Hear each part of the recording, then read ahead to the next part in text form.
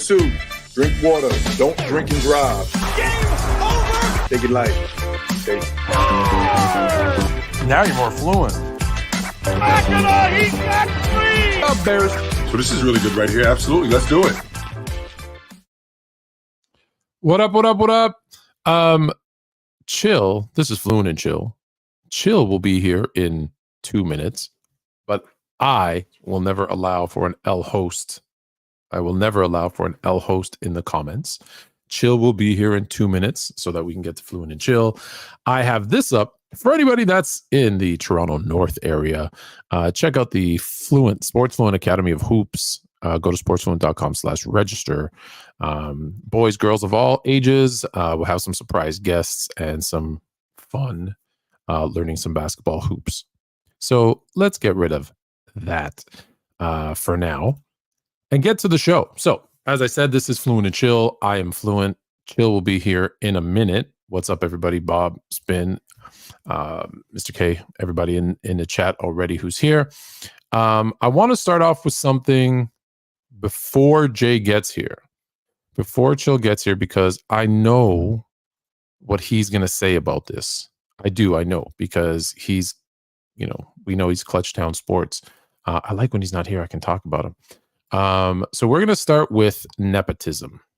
Yes, we're going to start with nepotism. The reason we're going to start with nepotism is I believe, and Jay will confirm this, we're going to ask him once he shows up, that two things can be true at the exact same time.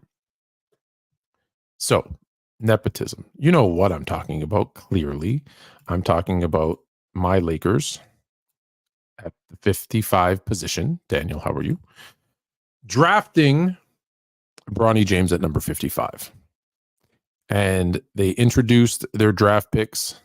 Connect Four, by the way, just on a side note, Dalton Connect picking the number 4 and being Connect 4, I think, is fantastic. That being said, JJ Redick, in the introduction of their two draft picks, Dalton Connect and Bronny James Jr., I want to clarify, Rob Pelinka and I did not give Bronny anything. Bronny has earned this through hard work. That's a lie. That's a lie. Because if Bronny James' name was Josh Smith, two things would be true. One, if his name was Josh Smith,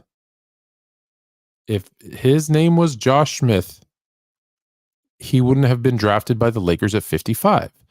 They don't need an undersized guard who possibly has a heart condition, who did not compete at the highest level in his 1 year in college.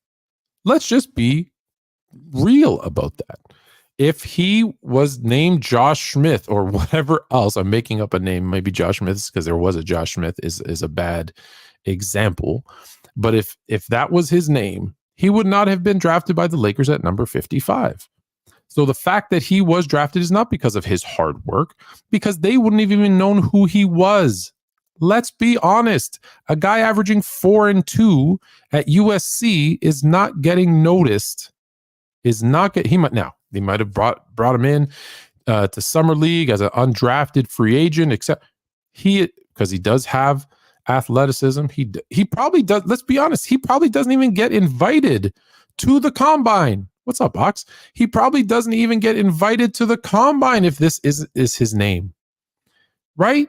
So to suggest that this has anything to do with him not being LeBron James' son is a lie. It's naive.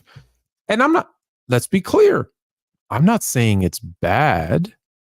I'm not saying this is bad. What I'm saying is it wouldn't have happened if it wasn't for this, which is, quite frankly, the definition of nepotism. So let's go to JJ Redick quickly and what he said in the press conference, because I think that's important. I think it's important.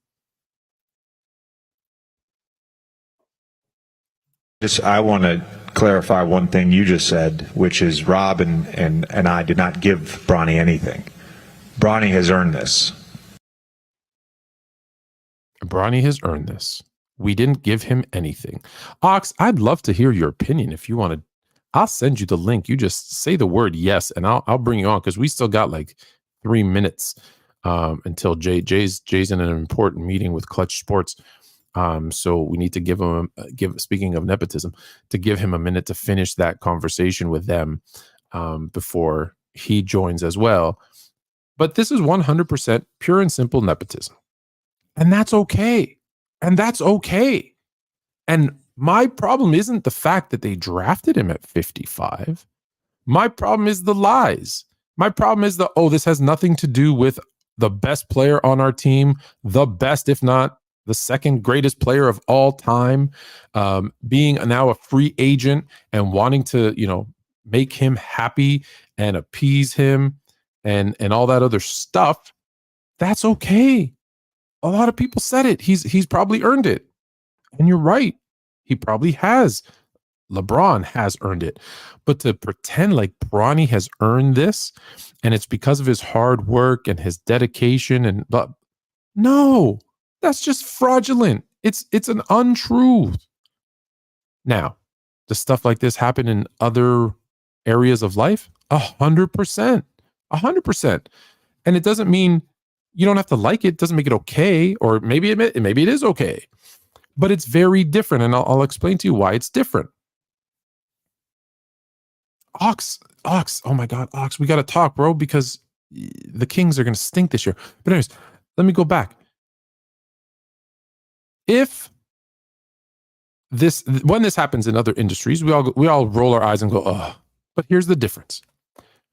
Jerry Jones hires all his kids as executives. Cool. That's nepotism, 100%. We all admit that. We all understand that. It's a given, and we go, hey, it's his business. He's a billionaire. He can do whatever he wants. He can hire his pet iguana to be his VP if he wants. 100%. 100% he could do that because it's his company to do that. Bill Belichick, Shanahan, these coaches who hire their kids. Yep. Guess what? Guess what is one of the things in in almost every head coach's contract? You get to hire your staff. He wants to hire his dog as his defensive coordinator. That's technically his right. He gets to make that choice. Now, when they hire their sons as defensive coordinators and coaches of special teams and whatever, is that nepotism? 100%. We all understand that. We all agree on that. There's no issue with that. So when we say this player hold on, let me go back even further. Let's put it into basketball. Thanasis Antetokounmpo, he got drafted by the Knicks, who probably were trying to use it as a way to get Giannis to sign there. That wasn't going to happen. He's on the Bucks. Why is he still on the Bucks? Probably because they're trying to keep Giannis happy. A little bit of nepotism, 100%. And we all understand that. We all agree it. We all openly say it. Them saying it's not nepotism is disingenuous, 100%. And yeah, you know what? Maybe it's, listen, what can they say? Can they say, you're right? You're right. We wouldn't have even known Bronny James existed if he wasn't your son. That's the truth. We wouldn't have drafted him 55 if he wasn't your son. Can't say it, but that's the truth, right? He wouldn't have been at the combine. He would not have been at the combine if he wasn't your son. That's true. It doesn't make it wrong. It doesn't make it wrong. See, two things can be the truth at the same time. It's okay. It doesn't have to be wrong just because it's nepotism. It is, and it's not wrong. It's cool. That's the beauty of it. That's why he gets a chance. Lucky him. He gets a step up. People have been doing it for generations, for decades, for millennium. The haves help their own, right? That's part of the problem in the world, and unfortunately in some cases. And that's all I want to say is that, is this based on nepotism? 100%. Does it make it wrong? 55. Who's been drafted at spot 55? In the last 10 years, the only player who's actually played more than like 150 games, there's been one. 55. Who's the best player drafted at 55? Patty Mills, right? So it's okay. Peace, Johnny. It's okay that's the case. There's no, again, that's where people have the issue, that they believe because we call it one thing that people think it's a bad thing. It's not. It's not. Look at this. Perfect timing. Perfect timing. How was your interview with Clutch? That's what I told everybody you were, but Was not with Clutch. Don't let Tone fool you. That's not going on, yo. yeah, you're already on that payroll. You don't need it. Oh man. So we're talking about how you doing, man? You good? Good, brother. Yeah, I'm good. I just had a little bit of a mishap. It's no big deal. Nothing. A mishap? No big I deal. said, is everything okay? You said yes. Oh yeah, it was with my whip, but I'm good though. Okay. All right. Yeah, I'm straight. Mm-hmm. Do you want to ease in? Do you want to jump right in? I was keeping everybody. We were talking about nepotism, right? And I don't know. I'm sure I don't know. Actually, maybe you haven't seen this because you've been busy today. So I'll just replay it because it's only 9 seconds long. Mm-hmm. I want to clarify one thing you just said, which is Rob and I did not give Bronny anything. Bronny has earned this. Is that fair, Tone? No. Why is it not fair? Well, define fair. Is it true? No. Is it fair? Sure, it's no problem. So what I've been saying for the last 10 minutes is that for me, it's 100% nepotism. Right. Does that mean it's wrong? No. I think we because let's be honest. Hold on. If his name, I use Josh Smith, but that's a popular name. If his name was Tony Womack, right, would they have even known he existed? And the answer is no. He'd still be in school. He'd be in school. Would he have been at the combine? No, he wouldn't have been. Would he have been drafted 55? No.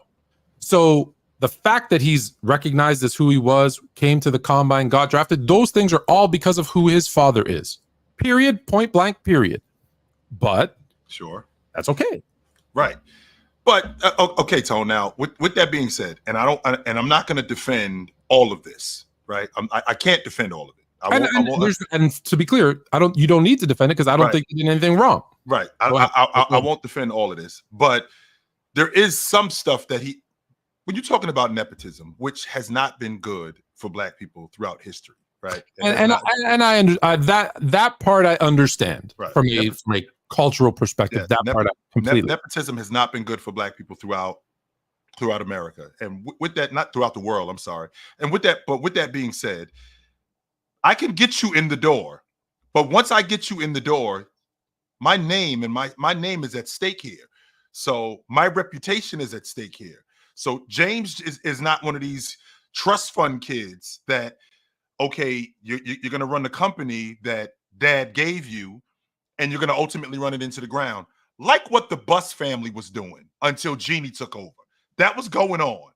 He was basically running the company into the ground until Jeannie came along and said, okay, everything that dad worked for, you're going to destroy it. So it's probably a good time for me to take over here. This is not going on with James off the strength that, number one, he's not the same player that he was in the 9th grade that he's going to be in the 12th grade. And I don't think that he's the same player as a freshman in college as he was going to be as a junior. I don't think that he should have came out. I thought that he should have went back to school. I don't think that he was ready. However, if there's anybody who could look after me, Tone, if you could look after Fluent Jr., I'm 100% confident you'd rather you look after him than anybody else. That's why I started coaching. That's why I don't disagree with it at all. 100%. I'm sure that you would. I'm sure that you would look after him. And from a business standpoint, I understand what the Lakers are looking at here. The Lakers are looking at this from what we're going to make. Like, for example, James is going to re-up. At the James re-ups, that money that money that they're going to pay him, which, by the way, Tone, is thank you money. Let's be clear about that right now. That money is thank you money, very similar to what they paid Kobe Bryant at the end of his contract. Thank you money, because they made that $50 million that they paid Kobe times 10. They made that money back times 10. Sure. Same logic with James. So if his kid is what I think he's going to be, which is a solid pro later, as opposed to pushing him right now, if he is that and he gets on the court with his father and he actually looks like he's got the promise of being that, this is great for business. This isn't good for business. This is great for business. Now, listen, there's no risk here because if he flops, well, he was a 55 pick, and 55 after 55, I think the greatest player I think that I've even heard of 55 or later is like Patty Mills.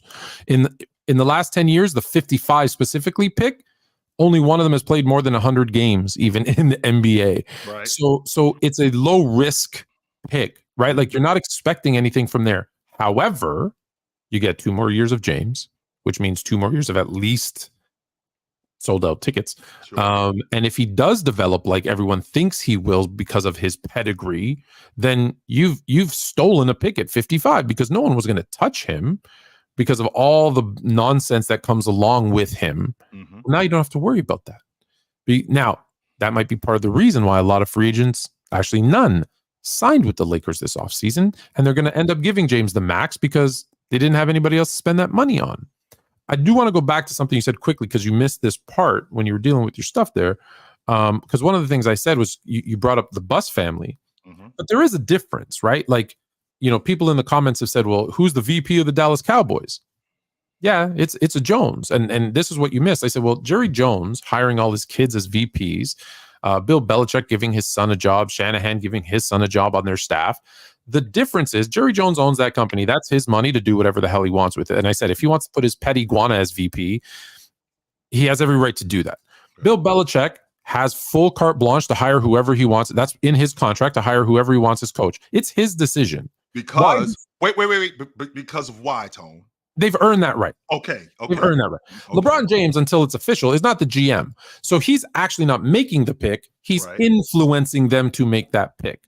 Again, that doesn't make it wrong. But when people say he's here because of his talent, he's here because of his hard work, I just say I'd rather they didn't say anything because it's disingenuous, because it's not true, because we all agree if his name was Tony Womack, they wouldn't have even known who he was. Right. But again, I think the fear of saying, yeah, like with Jerry Jones hiring his kids as VPs, we all just go, yeah, we don't even have to say it. We know why it was done. We're like, yeah.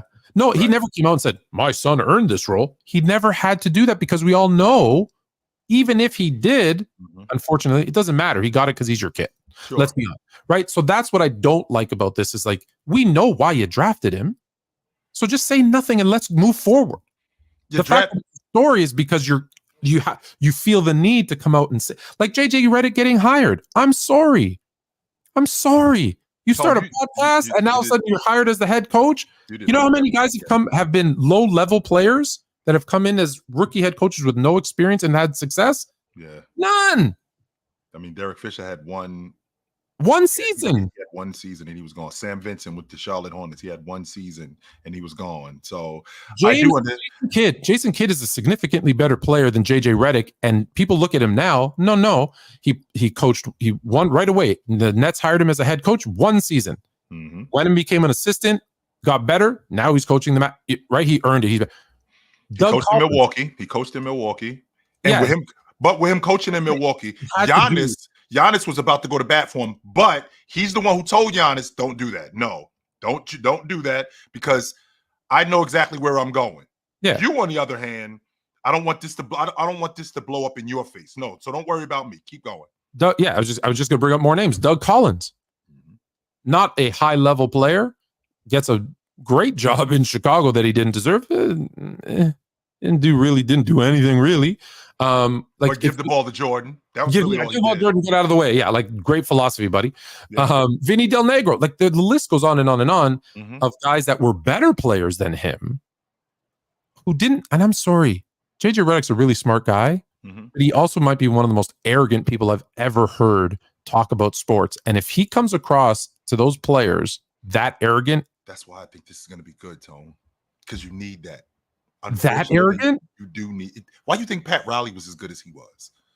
But Pat Riley paid his dues, though. Well, did he though, Tone? I mean, he was around the team for years. Yeah, he got on that coach. First of all, he was in the booth, but being in the booth, and an assistant, he earned the trust of the players, and then became head coach. Sure. If he would have came in slick back, arrogant, I know better than you, Pat Riley, day one, and no one ever knew who he was, it might have been a little bit trickier. Sure, I can get with that. And again, today's athletes, this isn't the guys in the 80s. This is today's athlete. They're very more fragile. This is the guy that's underpaid at $35 million. That's what this is. That's this era. With that being said, Tone, if I could give you a scenario where if You're the general manager of the Lakers, and you're picking at 17.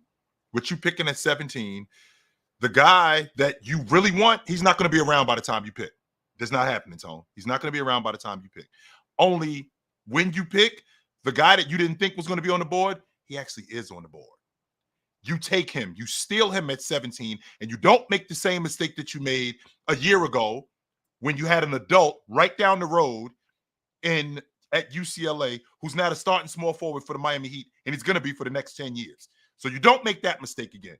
So you now draft an adult, and you get the guy that you want. So now we have a bonus where at the number 55 pick, I'm drafting this guy at 55 to ensure that my best player, I'm going to ink him for the next 2 to 3 years. Would you do that? I'm doing it, Tone. 100% I'm doing it. Now, I understand your logic, which is, listen, I know why you did it. You doing it for the kid. I understand that. Just do it and don't tell me why.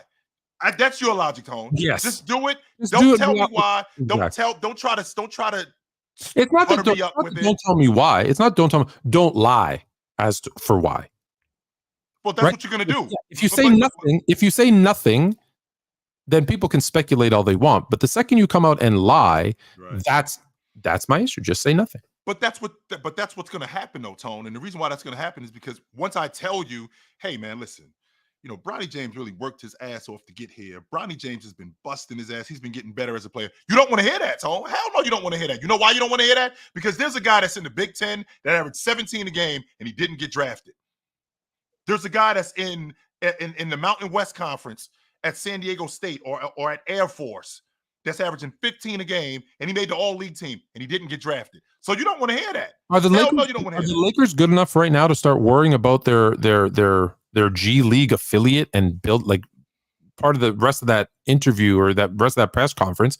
JJ's like, we're really building our future.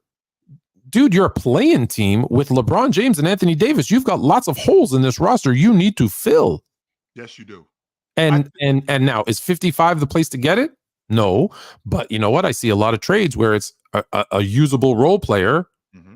and it's 3 second rounders is what they're getting in return. Sure. Well, let's get the players in play. Because guess what? Even if they didn't draft even if they didn't draft Bronny, mm-hmm.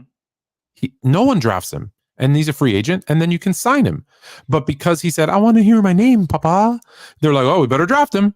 Sorry, that's from Riot Comedy, who I love, by the way. I want to hear my name, Papa. Tony, are you buying? Now, hold on. Let me just add in one more thing. If he starts to get playing time, and they say he's been working really hard in practice, then that's okay, because you know what? I'll believe that. I'll believe, because I don't think his dad will allow for him not to work hard in practice. Right. But to say he's earned this spot, that's my problem. That's all. Just say nothing. Just say say we're building a team. We're building a team the way we want to build it. Cool. I respect that. My only issue, I got no problem with him getting put on.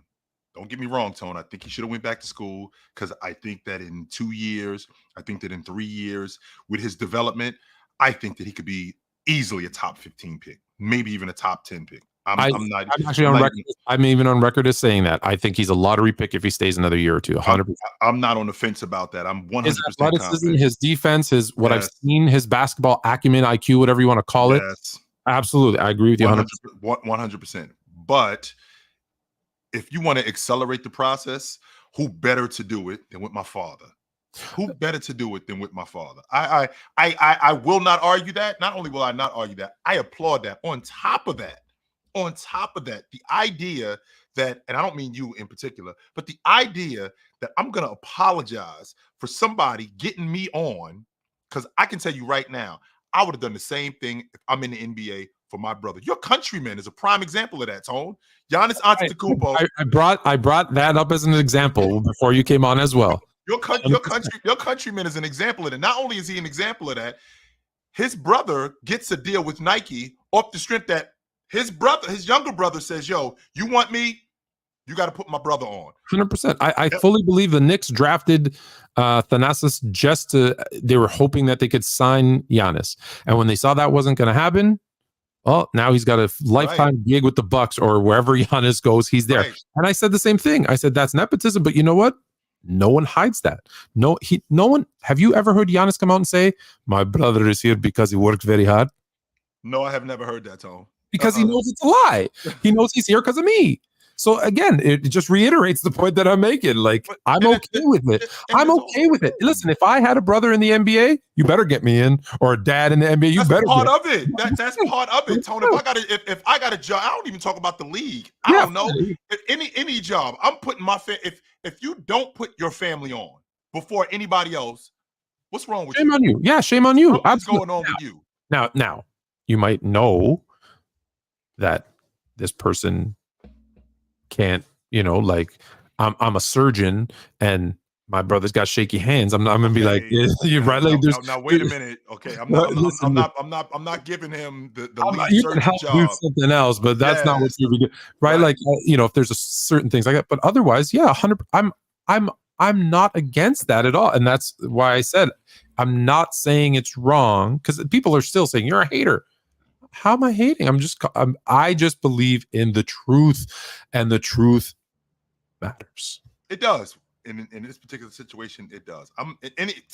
Just so you guys know, Tone is not the Braun guy. I'm the Braun guy. Just so we clear. Tone isn't the Braun guy. I'm the Braun guy. And I'm saying he should have went back to school. I'm saying that. Yeah, there you go. Oh yeah, this isn't even. I actually feel bad because this has nothing to do with Bronny. Right. This isn't his fault at all. He's done nothing. He's done nothing wrong. He worked hard in high school. He unfortunately had the issue with his heart. Yep. Fought back, went to USC.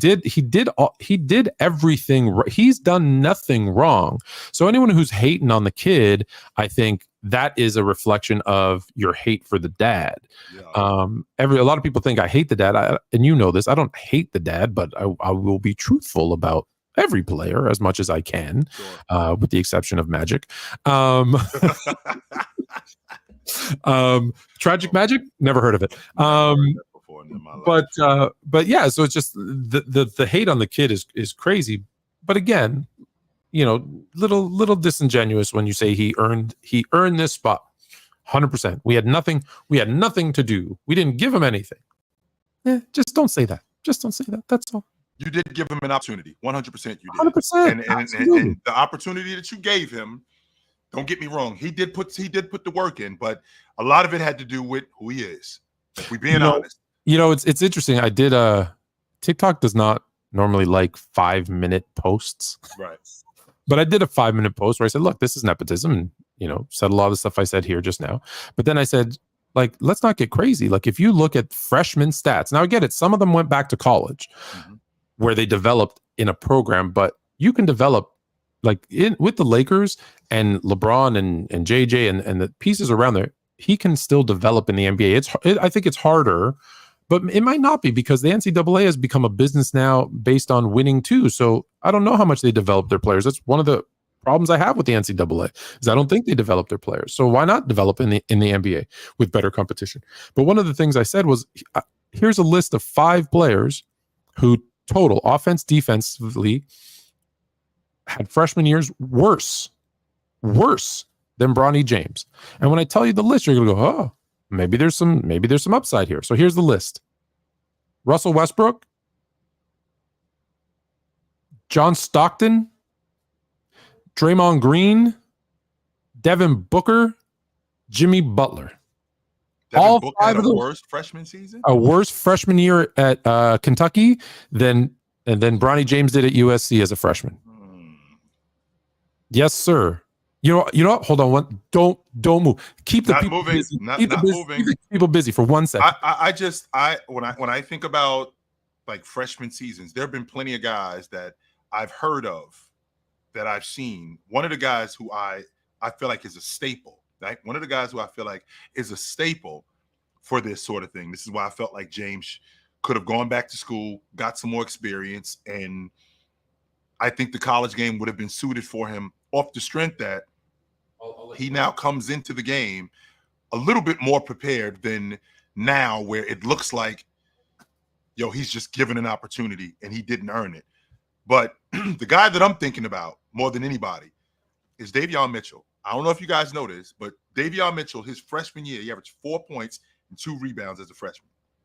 4 points and 2 rebounds. 2 years later, he's a lottery pick. And he's going to be the starting point guard up in Toronto. I just want to put that out there. He's going to be the starting league guard in Toronto. So Ox was very we messaged each other, and he's like, oh, Davion Mitchell, that was this guy in Sacramento.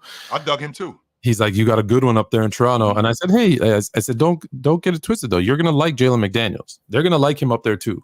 Yeah. He's a hard, yeah, they're gonna like him. Not a lot of people know about him. He works hard. They're gonna like him. All right, so check this out.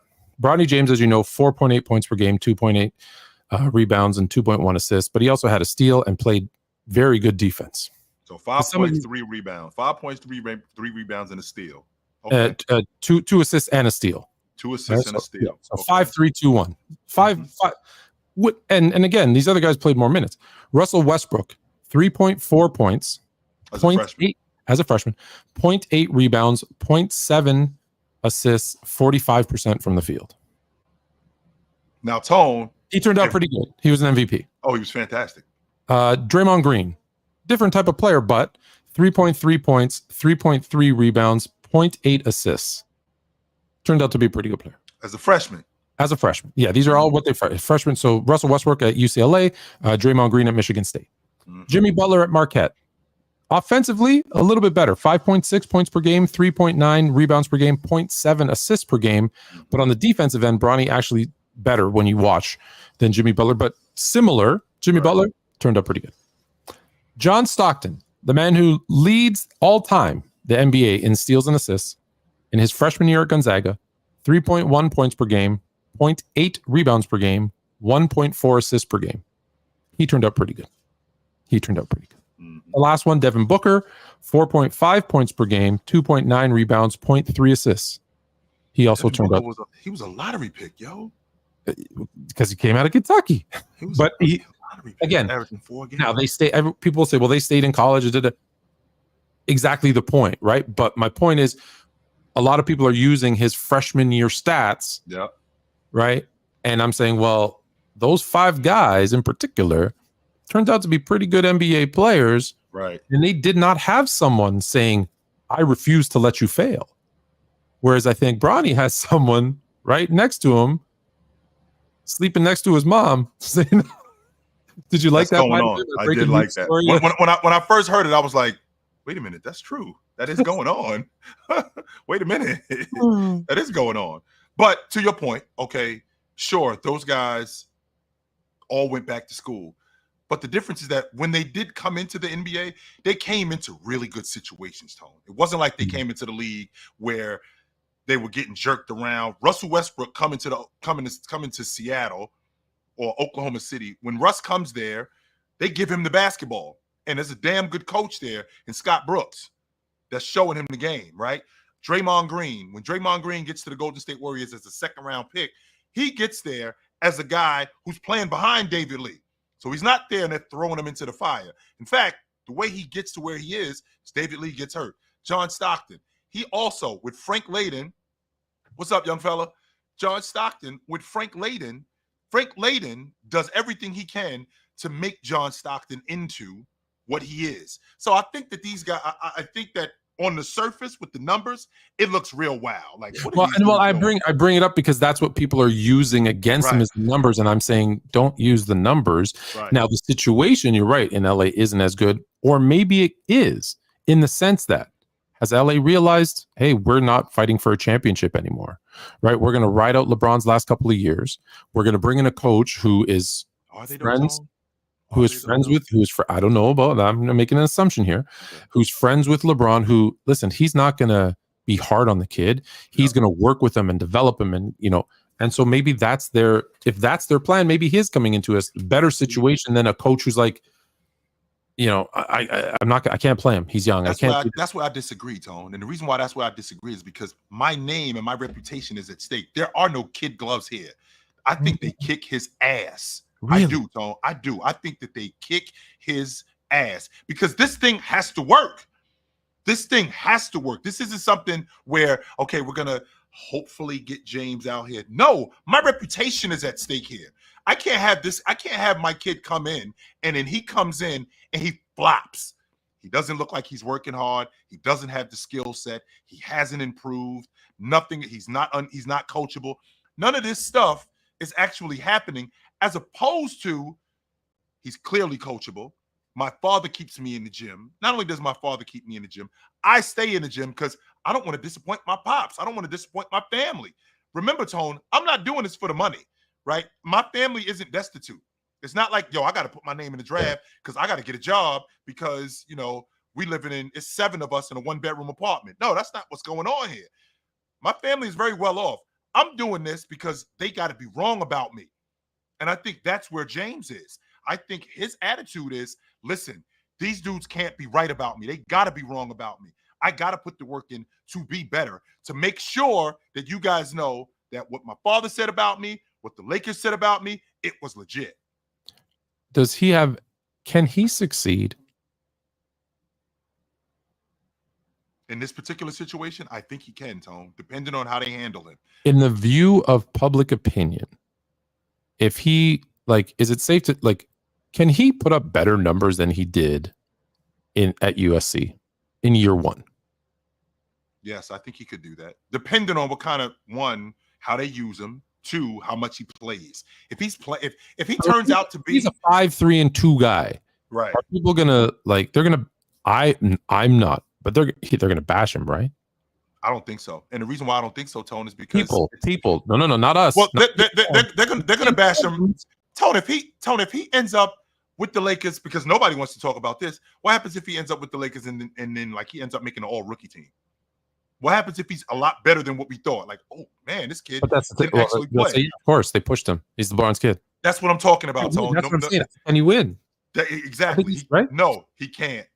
Because if he flops, which I don't think he's going to do, but if he flops, well, we told you. See what happened. But if he turns out to be an all-rookie, but he turns out to be on the all-rookie team and he ends up playing a little bit more, well, it was all politics. The only reason why you was in that position because your father got you on. When it makes me nuts when I hear stuff like that, because Tone, when you get me the job, that's all you did was you got me the job. I still have to perform this job. I still have to do this. So if I can't do it, that's now your reputation at stake. Speaking of not being able to do it, there's a guy who keeps saying he's going to stick around there forever. And my goal is to win one here. I never want to leave. That was PG in Indianapolis. I'm here to stay. We can bring this thing home. That was him in OKC. That lasted about 4 minutes. This is where my heart is because PG's from LA, right? If I remember correctly. I want to retire a Clipper. What about the middle one, Tone? How long did you say that lasted? About 4 minutes. I thought it was less than that. I thought it was more like 2, something like that. Yeah. I don't even remember him being there that long. I don't. So first of all, he asked out. Behind him, and then he was the ink wasn't even dry yet, and he was like, "Whoa, hold on a minute." Gone. And now here he is. Because if I'm not mistaken, that looks nuts. That looks nuts. Well, first of all, let's rewind. Tone, if I'm not mistaken, didn't he ask out in Indiana? I think I'm 100% confident he asked out. Pretty sure. In Indiana. Then he signs the max deal in Oklahoma City. After 2 years, he demands out. He didn't ask out. He demanded out. He demands out. I want out. And now they got a haul for him. Oh, absolutely. No one knew SGA was going to be SGA, but they still got tons on top of SGA. Let's be clear about one thing, Tone. You as a GM, at that time, if you don't make that trade, you're fired. You are 100% fired if you don't make that trade. So it depends what I bring in lieu of him, but yes. If you think about what you're getting at that time, right? If you think about what you're getting at that time, where Kawhi Leonard tells George, "Yo." Yeah, and that's the piece I think people miss. Is that I love that Woj jumps on our show every once in a while to give us breaking news that DeMar DeRozan. I heard this as well that he was signing, but I don't know that that's true. But I appreciate this Woj bomb. You gotta love our fans. We gotta love them. Absolutely. So we'll see if that actually is true. I don't like that, by the way, for them. But how do the Clippers keep getting money? I don't know if you know this, Tone, but they got an owner that's like he prints bread. I know. I understand that, but Okay, like I the just wanna make salary sure. cap is the salary cap. They're like they like $200 million over the cap. Like, where y'all getting this money from? What's Where going the on? hell? And we know Cam. We know that Woj did not tweet that. No, he didn't. That's a troll. That is, No doubt about it. But back to Paul George. Oh, back to Paul George. What I was going to say is people look at the trade and they say, "Oh, Paul George for this bunch of people," and they're like, "What a bad trade because it didn't amount to nothing." But let's be very clear: it was SGA and all those picks for Paul George and Kawhi. Like Kawhi made it very clear, and being someone who was around listening to Kawhi's camp in a different city, they were making demands, right? So it was very much get me this or that player, and then I'll sign. If not, it's not happening. So as much as now, remember, Tone, I want you to stay right there, Tone. I want you to stay right there. Remember which Kawhi we're talking about now at that time. Keep going. Correct. Yeah, we're talking about Finals MVP, just won an NBA championship, the best version of Kawhi I think we've seen in his career. That was the best season. Like when we talk about peak, I think that was peak Kawhi. That was number one Kawhi. With that being said, though, Tone, with now him, I was reading something. We'll get to that in a minute. We did talk about the deep boy thing, but we'll get to that again in a minute. Go ahead. With that being said, he now tells Paul George, if you get out of Oklahoma City and get to the Clippers, I'm coming. I'm coming. That's the deal. So he says, I'm coming. And that doesn't work. Let me go back a sec, because shout out to the Toronto Raptors social media team who put out on Twitter, Kawhi Leonard.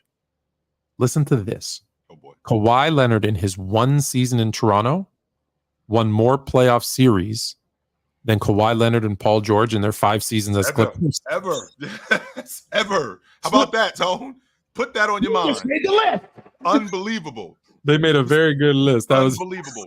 This is the same dude who he's been with the Clippers for 5 years.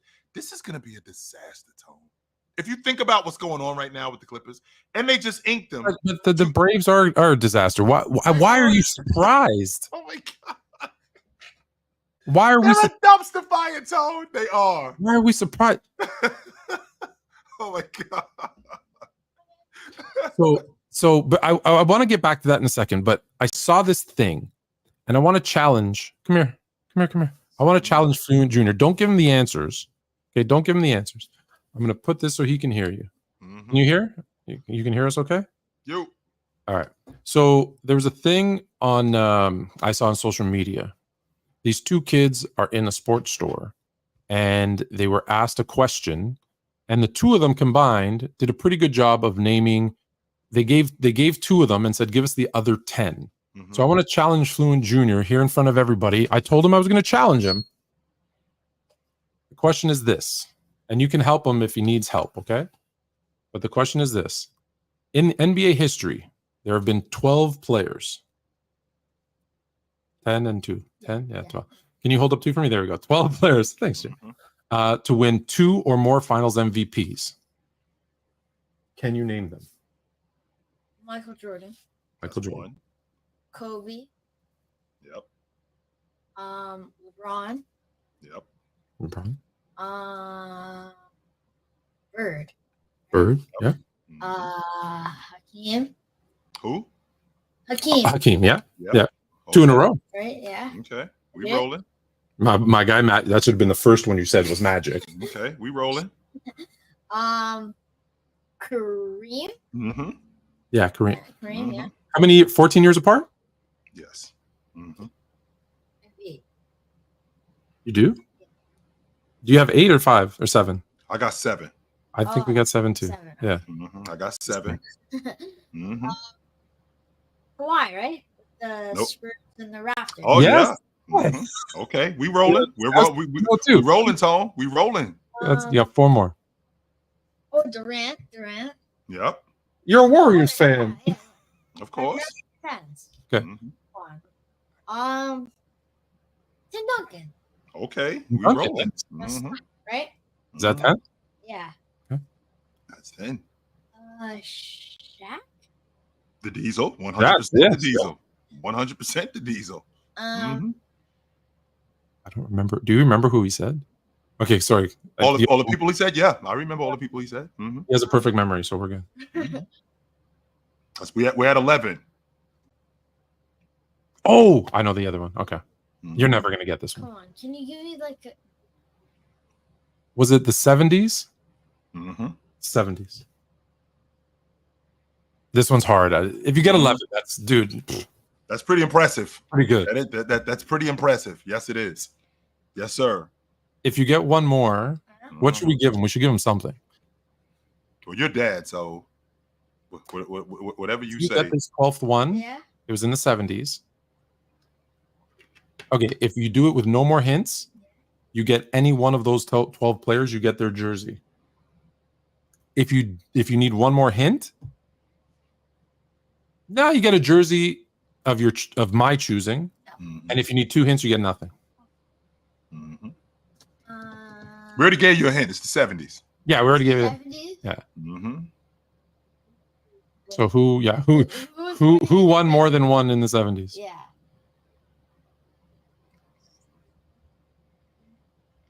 It's not that difficult, young fella. Actually, it is, but It is I think it's hard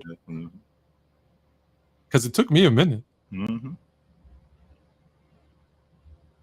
Okay, we don't have all day. Jay only has an hour today. Yo. Okay, chill.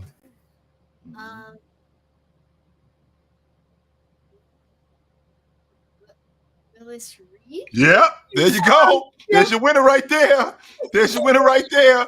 Bing, bing, bing, bing, bing, bing, bing, bing, bing. Yes, sir. Let's Yes, see. sir. You just made the list. Yes, sir. That's your winner right there. All my fellas. All my fellas. Okay, we got it. All my fellas. Yeah, any jersey you want. Okay, what jersey? What jersey? I want.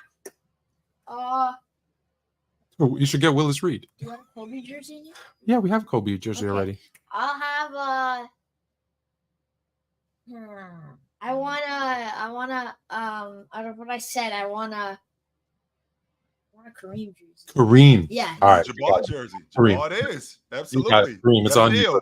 Your pops gave I'm you impressed. Thank your pop shook your hand. We got a deal. You got a deal. You got a deal. Listen, he made me proud. One, there, of course, he gets his Kareem jersey.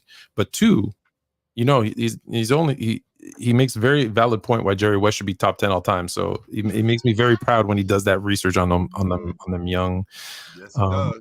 on them older players. So back to this. Let me get back to this real quickly because this is the new look Philadelphia 76ers. And as much as you and I both believe the Braves are a shambles, correct? We agree with the Clippers. Yes, no. I'm trying to be. We're being honest, Tone. They're a dumpster fire. They're a dumpster fire, and if you know Paul George leaves, they're going to just bring in another LA kid in DeMar DeRozan. Is DeMar DeRozan better fit for that team than Paul George? No. So they don't move. It doesn't move the needle. And I love DeMar DeRozan, but it doesn't move the needle. Right. Here's the thing, though. So if we all agree Paul George isn't the answer anywhere, well, he's not the answer in Philadelphia either. Andre Drummond is not the same 15 and 15 guy he was, 3-4 years ago. This guy's now, 8-7, 9-7. He's not moving the needle. And remind me again, what did the Bucks have to do with Eric Gordon to win an NBA championship? What did they have to do with Eric Gordon to win an NBA? Oh no, that was did they have Bledsoe? Am I thinking of the wrong Eric? Eric Bledsoe, yeah. So what did they have to do with him? Or they swapped him out for Drew Holiday. So has Eric Gordon ever been the answer? Eric Bledsoe has not been the answer. No. Is Eric Gordon the answer? Eric Gordon is not the answer. They actually I'm equating the two Erics. Right. I'm with you. I'm on your page. They signed Eric Gordon for insurance because I think they're gonna lose Buddy Hield. How much time you got? Enough. We good, Tone. We good. Okay. Because I was gonna open it up to the callers for the last hour. Whenever you need to go, I'm gonna open it up to everybody else. Yeah. But I think we should look at So okay, first let me get your thoughts on this while I pull up what I want to pull up. Yeah. So first of all, Tone, I want to make sure that I am transparent in this. When I look at this unit on paper, this looks fantastic. This looks like a bomb squad. There's no reason why they shouldn't win. But if you dig deeper into this, this is the same logic that you and I had. This is the same conversation that you and I had in September of 2023 when the Clippers had Russell Westbrook and they ended up trading for James Harden and they got Paul George. I said to you that there's the one guy that's the post that's holding up this tent, and that's Leonard. He goes to pieces, they go to pieces. I think that's the same thing going on with this Philadelphia 76ers team. It doesn't matter what you put around these guys. That guy right there, number 21, he's the post holding up the tent. He goes to pieces, they go to pieces. I think he's good enough that they can win the NBA championship with him because I think he's good enough. I think that if he was healthy, he could do what Olajuwon did with Houston. I think he's good enough that he can do that. Problem is that he can't hold up. He came into the league broken. With him coming into the league broken and now him breaking down even more, Tone, to be honest with you, I think that Joel Embiid at this level that he's playing, I think that we're 2 more years, 3 tops away from him being no longer what he is. I think that we're 3 years away from that. So with that window being open, it has to happen right now because when he gets hurt, I'm not saying if he gets hurt, Tone, when he breaks down, what they're going to do is what I just told you a while ago. When you look at this roster on paper, you're going to see Paul George's name. And when Joel Embiid goes out of the lineup, they're going to ask Paul George to be Paul George. But they're going to ask him to be Paul George from 2018. They're going to ask him to throw the cape on. He's not that dude. And he's also often injured. Like, if you see a bridge and all the planks in the bridge are rickety and cracked and broken, are you walking across that bridge if you got a 300-foot drop? Not. Because that's what the Philadelphia 76ers are to me. They're this really, like, it's this beautiful paradise, but you got to cross this rickety bridge and you're like, I don't know if I want to do that.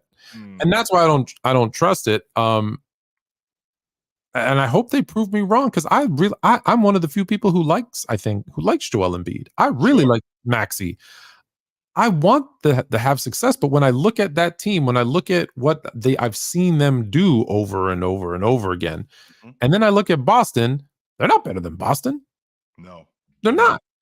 So I want to run down. I'm going to run down some of the guys who have signed. Maybe pick 1 or 2 that you think will make the most impact. And then I'm going to go through who's still available. I think I can make a pretty good team out of the people that are still available. So let me go through. So OG Anunoby shocked the hell out of me. Not going to lie. I'm on record as saying I heard there was no way he was signing back with the Knicks, especially after they trade for Bridges. And yet he signs with New York. $212 million, which is actually kind of nice. Paul George, we mentioned, to Philadelphia. Tyrese Maxey re-signs. Pascal Siakam re-signs, stays with Indiana. Emmanuel Quickley with Toronto. Nicholas Claxton with Brooklyn. Patrick Williams, A lot of rumors that he wasn't going to go back, but he ends up back in Chicago. And your guy, I know this is your guy, Isaiah Hartenstein, to OKC. Remember when we said the Knicks way overpaid for Jalen Brunson? Oh my God. It was incredible, Tone. It was like, what are you guys thinking? 4 years, $100 million. Are you crazy? Instead, they basically got a Bentley with like 15,000 miles on it. They stole him. What are we doing right here? Then you got, let's see. So that's one that moved. Listen, this is what happens. A lot of times people think a bunch of people are going to move, but James Harden resigns with the Clip. KCP moves to Orlando. Those are kind of the bigger ones. What are your thoughts? Losing KCP, Tone, this Denver team, I think that they're in a world of hurt. And the reason why I feel like that, Tone, is because if you think about the great teams, right? If you think about the great teams, as good as Joker is, as good as James is, as good as Brian is, those rotation guys are the difference in you winning and losing. So to lose Bruce Brown, to lose Uncle Jeff, to lose Reggie Jackson, and to now lose KCP in a calendar year, And now what you're left with is Strother, you're left with Holiday, you're left with Peyton Watson, you're left with Christian Brown, you're left with DeAndre Jordan. Braun, but anyways, It spells it Braun, right? You're left with Christian Brown, DeAndre Jordan. These are the guys that you're left with as your rotation guys. You still need a starting two guard. You still have to shore that up. And I don't think that you're going to get that in terms of value for what you lost with KCP, because KCP, you can make the argument, Tone, that he's one of the better defending guards in the league. He's playing at an all-league defensive level. So when you look at what's going on in the Western Conference with teams coming back, Oklahoma City got better, right? Oklahoma City got better. I don't hate what Dallas did, but I don't love it neither. Okay, great. I think Memphis is going to be back. I think Houston is going to be back. Pause there for a second. You don't love what Dallas did? The reason why I don't love it is the same reason what's going on in Philly. So, like you just told me, Tone, with Paul George, when Joel Embiid breaks down, they're going to ask him to be Paul George of old. And like you just said, he's not that. Well, Klay Thompson, we still waiting on that Klay Thompson from Game 6. We still waiting on that dude. Man, he's gone. That was one Game 6. Do you know, if you look at his averages for all the Game 6s he played, you cannot call him Game 6 Klay. That was one game. That was one game, brother. That was one game. You asked for one more day. I asked for one more game because he only get more. Can I get a couple of more Game 6s? But what I'm saying, Tone, is that I think about the landscape of the Western Conference. Memphis is going to be back next year. Houston's going to be better. Sacramento is going to be back next year. So to look at what Denver did, don't get me wrong. They got the best. They still got the best player on the planet, in my estimation. I still but I'm with you. You know, everyone will tell you, right? LeBron infamously, we had the super team and we just didn't have enough role players around us to win in Miami. Everyone will tell you the role players are the ones that make the difference. You can have a great player. If you don't have the right pieces around them, you have no shot. And then all those pieces around them have to do all the right things to win. Like, there's so much that has to go right to win. And Denver, and this is why it's so hard to repeat, right, in this day and age, is that the second you win, everyone they're like vultures pecking away at every piece they can get. And those guys all got paid too. So it's tough to turn down all that money because, heck, look at Boston. Boston, $600 million to two players. In your lifetime, Tone, have you seen a champion where they were able to pay everybody, or am I missing something here? Because we re-up Jalen Brown. The Warriors did it for a very short period of time, but it wasn't in this first and second apron. And remember, I told you this. I broke it down to you the year before. What was Bob Myers? The year before he left, I said to you, they're in trouble because when you look at this, and this, they're going to be paying their guys, right? Like, it was almost like $1 billion or whatever. And I said, no matter how much money you have, $1 billion when only a third of it is going to the players and the other is going to taxes to basically fund the rest of the league, because that money gets distributed to the lesser teams, right? That's going to kill them. Well, what happens a year later? Bob Myers is like, I'm out. And then the roster starts to just crumble. Sure. That's the NBA we live in now. So I think the years of, any team repeating dynasty, those days might be done, because the Warriors were the last one, and they were very lucky because, as you know, they had Steph on a sweetheart deal because they signed him before he was him. Draymond was underpaid. Klay was underpaid. That's how they were able to get KD in the first place for that couple of years. So though something like that will have to happen again. You're going to have to get a guy who, he's a second round pick. Like, Denver reaped the rewards of it a little bit. They didn't, I don't think, took advantage of it, right? They had a second round pick. And they could have brought in other guys, because once you get their bird rights, you can go into that extra money, and it's worth it if you're winning.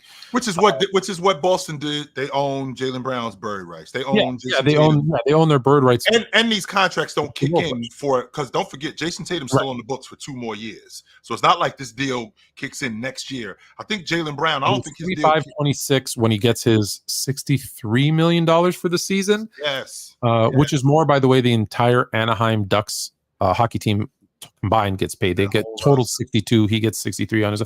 Unbelievable. But But yeah, so that I think is going to be the issue, because very rarely, unless you get someone on a steal of a deal and they turn out to be better, do you have that opportunity, or if people take lesser money. Right. What's still available? Mm-hmm. LeBron James still hasn't signed. No, he has not. Would that not be hilarious if they draft Bronny and he's like, all right, peace, and he's signed somewhere else? So for the record, Tone, not only would it be peace to the Lakers, it would be peace to the James house, because mom is like, you out. Savannah. Because if you think we moving to Philly, if you think we moving back to Cleveland, if you think we moving anywhere else, you are Looney Tunes, 100%. So she's like, you out. Goodbye. No way. Clippers in the same building still. Now, no way. He did want to play with Kawhi. He did want Kawhi in LA with the Lakers. Long time ago. So to your point, Tone, when you talk about, and I'm still, because I'll tell you this: if he brings a championship to the Clippers, I'll call him the GOAT. Oh my God. I don't consider myself to be that smart, but I do understand simple stuff. Tone, this CBA still has me in the dark. I understand the second apron is a nightmare. Yeah. The second apron, from what I understand, is a nightmare. Number one, no MLE. Number two, hard cap. Number three, I can only sign my free agents. That's it. I can't sign any other free agents from off the street or throughout the league. I can't do that. As far as I know. One more thing. Well, that's the thing. Those are only three things that I'm aware of, that I understand. So this one's an easy one. You just probably we thought you just forgot. At the end of the season, when people get bought out, you're not allowed to sign any of those bought out contracts. Oh my God, that's a nightmare, Tone. So you know how someone always gets bought out near the end, and then the contending teams sign them to the veteran minimum because that doesn't go against the cap. Like Russell Westbrook with the Clippers. Yeah, you can sign them for the playoff push. No, sir. I can't do that neither. No. So I can't have any mid-level exception guys. I can only sign my free agents. I got a hard cap. I can't go over this money right here. Over that number, yep. I cannot go over that number. And I can't dip in the buyout market. I can't do that. That's a nightmare, Tone. And you can't and you cannot trade. You don't get the 10%. You know how you're allowed to make trades within 10%. So if you make 1 million and I make 1.1, that's considered fine. No, has to be the same. That is a nightmare. Or less, of course, than what you're sending out. What is going on right now, man? I do not want to be in that. So with that being said, so this Boston team, that's why I was asking you, have you seen a team that was able to pay everybody?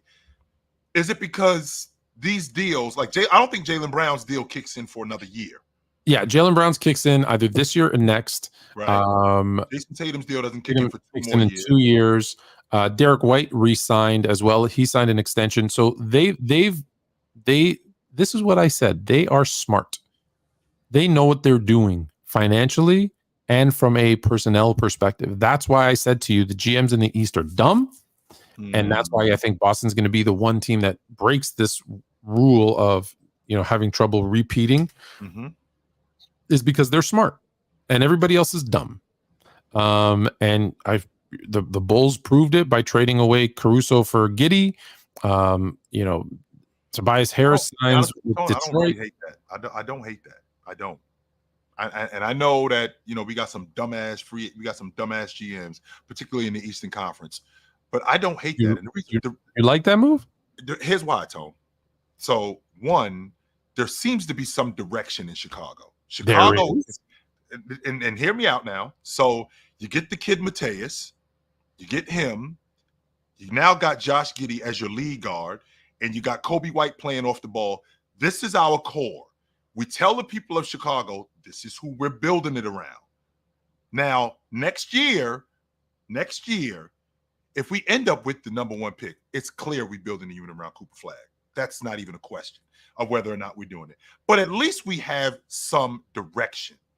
At least we have some direction because we're moving off of Zach LaVine. We're moving off DeMar DeRozan. We've moved off of Zach LaVine. We're moving off of DeMar DeRozan. We're moving off of Zach LaVine. We're moving off DeMar DeRozan. We've moved off of Andre Drummond.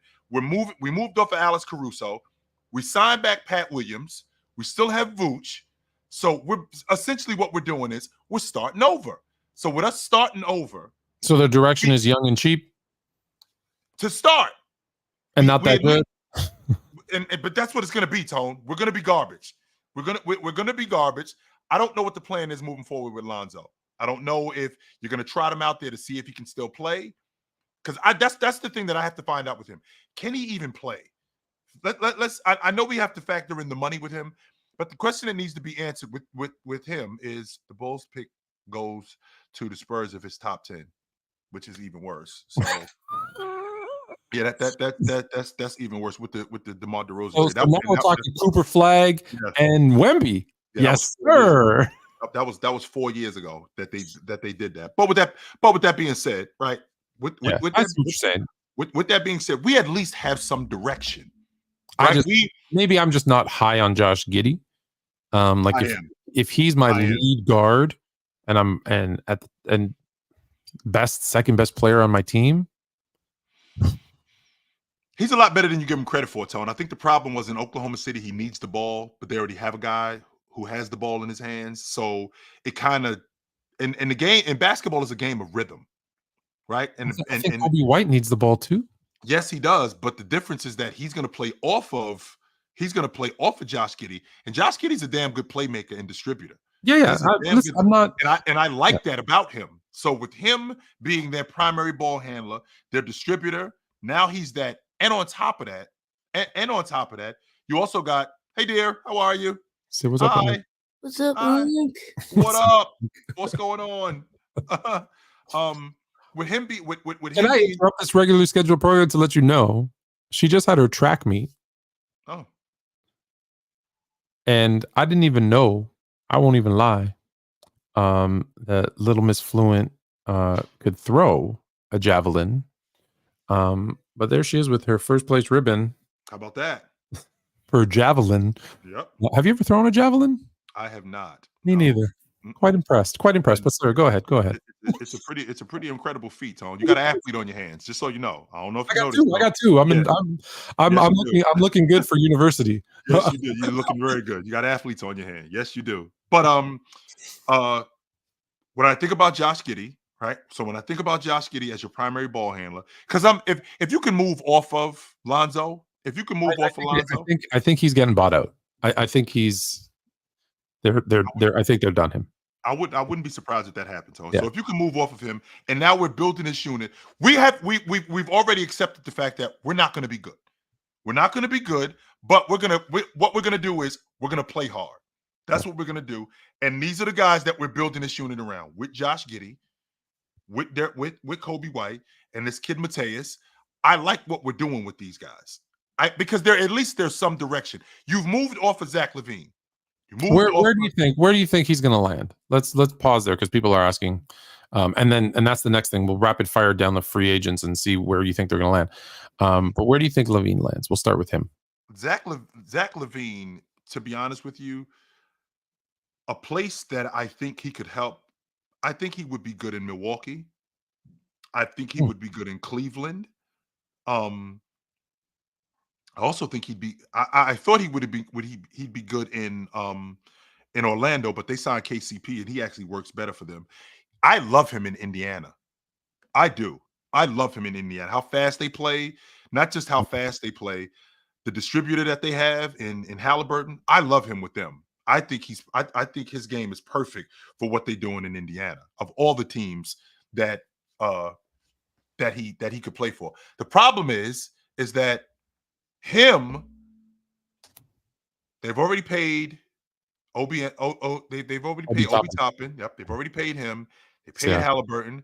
They paid Pascal Siakam. The question is where is Zach LaVine in terms of his contract situation? Does he come off the books after this year? Does he have another year on his deal? What does the money look like with him? Because from a fit standpoint, when you said Milwaukee, I immediately thought what someone in the chat said was replace Middleton with That's him. what I was thinking. Yeah. That's what I was thinking. First and foremost, contrary to popular belief, I think Milwaukee kind of shot themselves in the foot. There needs to be an overhaul of a bunch of different guys. Like we shouldn't have stopped. First of all, you should have never traded. I understand why they traded. I understand why they traded Drew, I but don't. they did it to they did it to appease Giannis. That's why they did it. Winning would appease Giannis. Yes, it would. 100% it would. But with that being said, if you look at Milwaukee, okay, Middleton is past what he used to be. He's still good, but he's past what he used to be. Brook Lopez is long in the tooth, so you got to upgrade at that spot too. So we can't just run it back in Milwaukee. We got to get younger. Oh, yeah, agreed. We have to get younger. We need wing defenders. Zach LaVine isn't a defender on the wing. I brought up Milwaukee because I'm thinking about wing scoring and maybe getting younger at that spot where Middleton plays. Yeah. But they still their biggest problem. Still need a perimeter defender. Yeah, their biggest problem is their wing defense. That's their biggest problem. And upgrading at the 5 spot. That's their biggest problem. Yeah, and not paying 3 coaches. At the same time. Here are the free agents. So LeBron James, he's re-signing with the Lakers, right? All jokes aside, okay, he's staying. Yes, I think he stays. Does anyone sign Gordon Hayward? Yes, I think that happens, though. And I think he still is a damn good rotation player. I think the problem was they didn't know what they were doing with him in Oklahoma City. Because Gordon Hayward I think him coming out and publicly saying it, though, might have hurt his signability. I don't think so, Tone. And the reason why I don't think Jim's like that. I don't think Jim's like a guy who's going to call. No. Yeah, well, the ego. To be a GM, you got a huge ego. So do you think he'll get signed? I think he'll get signed. The GM of Oklahoma City said that we whiffed on him. He said that. So it's not like Gordon Hayward. I think we made a mistake signing him is what he meant, though, when he said whiffed. Well, because they didn't know what they were doing with him. They didn't. Can you think of a just quickly? Because I want to go through a bunch of these. Okay. I like him in Miami. I think he could be a great rotation player in Miami. 100%. He can give them some punch off the bench that they don't have. Yes, I like him in Miami. Kyle Lowry.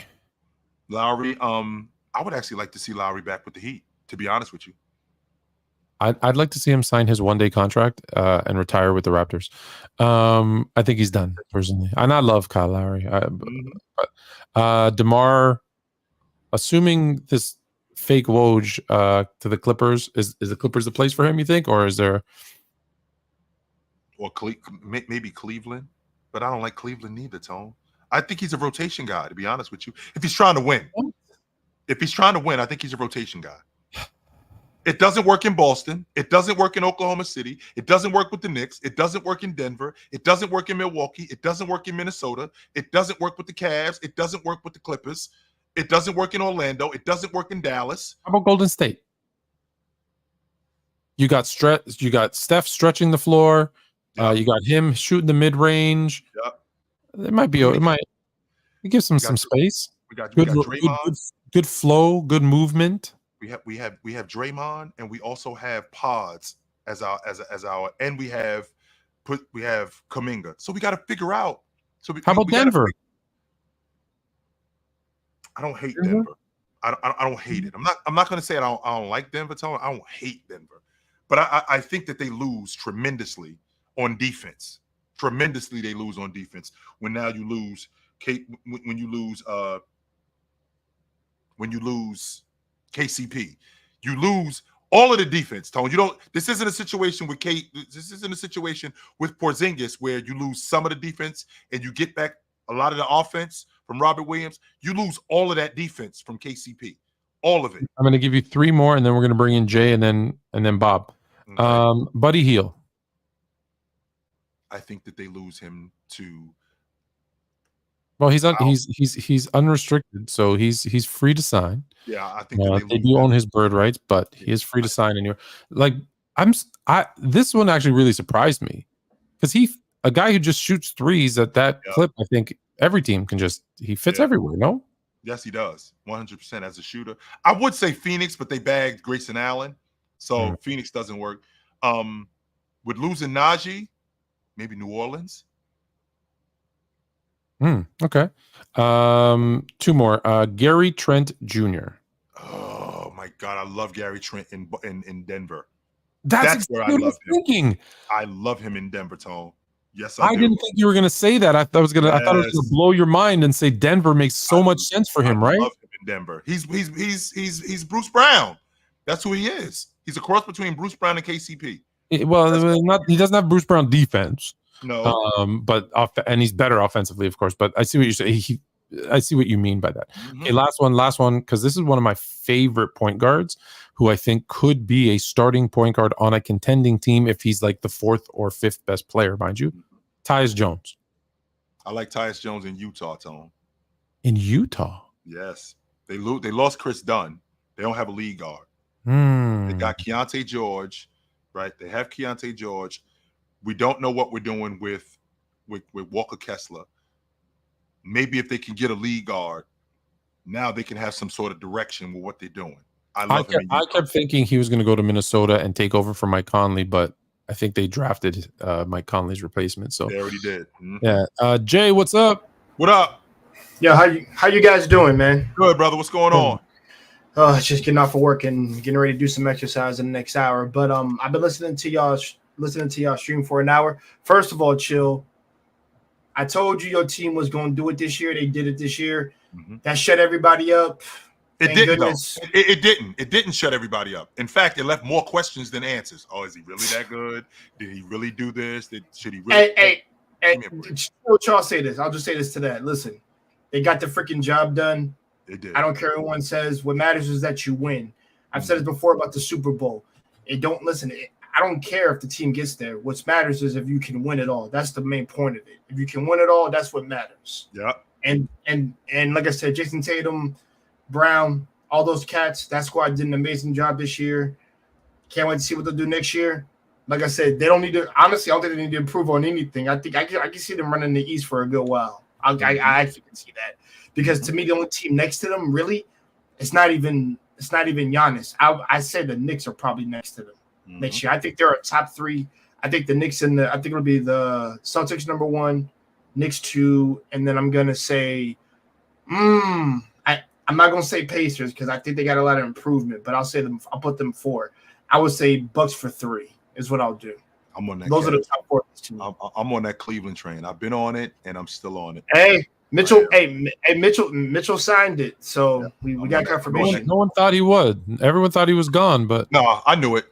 He was staying. Once Bickerstaff got canned, that was it right there. Now, Tone, here's the difference. I think that with this signing, I think that they move off of Garland. Yeah, I think Garland's out. I'm not gonna lie. I see him leaving. Unfortunately, I actually like Darius Garland, but they move off of him. And Woj just mentioned that Golden State hires Jerry Stackhouse and Terry Stott. Yeah, I saw that one. Terry Stott? Oh, okay. Yeah, on the assistant coaching staff. Yeah. Oh, okay. Yeah, that's pretty good. But but when you guys are talking about certain players who are still in NBA draft, free agency and things like that, DeMar DeRozan has been popping up a lot on ESPN. I'm realizing that right now because the Lakers are trying to get him and things like that because they couldn't get Clay and all the jobs. Anybody, you can just say it. They couldn't get anybody. Yeah, they couldn't get anybody, honestly. But I am hearing that Miami's trying to get him, and I do think that's kind of funny personally because it's like he said he's interested in probably going over there, but I don't know how that. I actually don't know how that team dynamic would ever work with Jimmy, Bam, Terry, and what that Jimmy new would have to new be cat gone. they got here. Jimmy would have to. Yeah, Jimmy would be gone. Yeah. Unless they also re-sign Kyle Lowry, he could play referee because he's good friends with both. That'd be the only way it works. That'd be the only way it works. He's good friends with both of them. He could probably have a cup of coffee and they'd all be fine. Jimmy would make the coffee, of course. I read the comments. Somebody said the floor spacing would be awful. I said I thought the same thing. It would be. I said the same thing. It would be. So no doubt about that. Good to talk to you, Jay. We know where to find you at, brother. Absolutely, my man. No doubt. Yes, sir. Bob. How you guys doing? Fluent, I will forever be thankful for you. I don't know if you remember, but you told me OG was coming to the Knicks. Thank you. I did tell you that. I forgot about that. And I went on my Knicks channel and I was like, I stood on my Knicks channel and said, OG's coming. They thought I was the next Jesus because of you. So thank you. Anytime, bro. The crazy thing about Tone Bob is he'll say stuff like that and it'll just come out of nowhere, and then the next thing you know, it's official. Tone and I we had a conversation, and Tone was the SOB that told me that the Detroit Pistons are not going to lose 40 straight games, because I was convinced that they were. I'm looking at their schedule and I'm like, yo, they losing 40 straight games. Tone looks at the schedule and he goes, Jay, they're going to lose to Toronto. They're going to win. I'm sorry, they're going to beat Toronto. Toronto You still want them to lose that game so they can lose 40 in a row. I do, because I'm looking at the schedule and I'm like, the rest, they don't beat none of these other teams. None of these other teams. But instead, Tone tells me, Jay, Toronto is going to lose to Detroit. They're going to lose to them. And I'm like, Tone, they're not going to lose to Detroit. Toronto loses to Detroit and breaks the win. I think my four biggest were OG to the Knicks in reverse order, because that's not that big. Now, does this one count? Because I told everybody LeBron was going to Chicago or Miami. When he made the decision, and everyone's like, how do you know that? And I said, because he's switching to the number 6. And it's because those two teams had 23 retired. The other big one I had was, I don't know if you know this, I actually broke the story of Matthew Stafford to the Rams before anybody else. I have it on Twitter on record. It was 1 minute faster than the other dude, only because I had someone in LA who called me up and goes, Matthew Stafford's coming here. And I was like, sweet.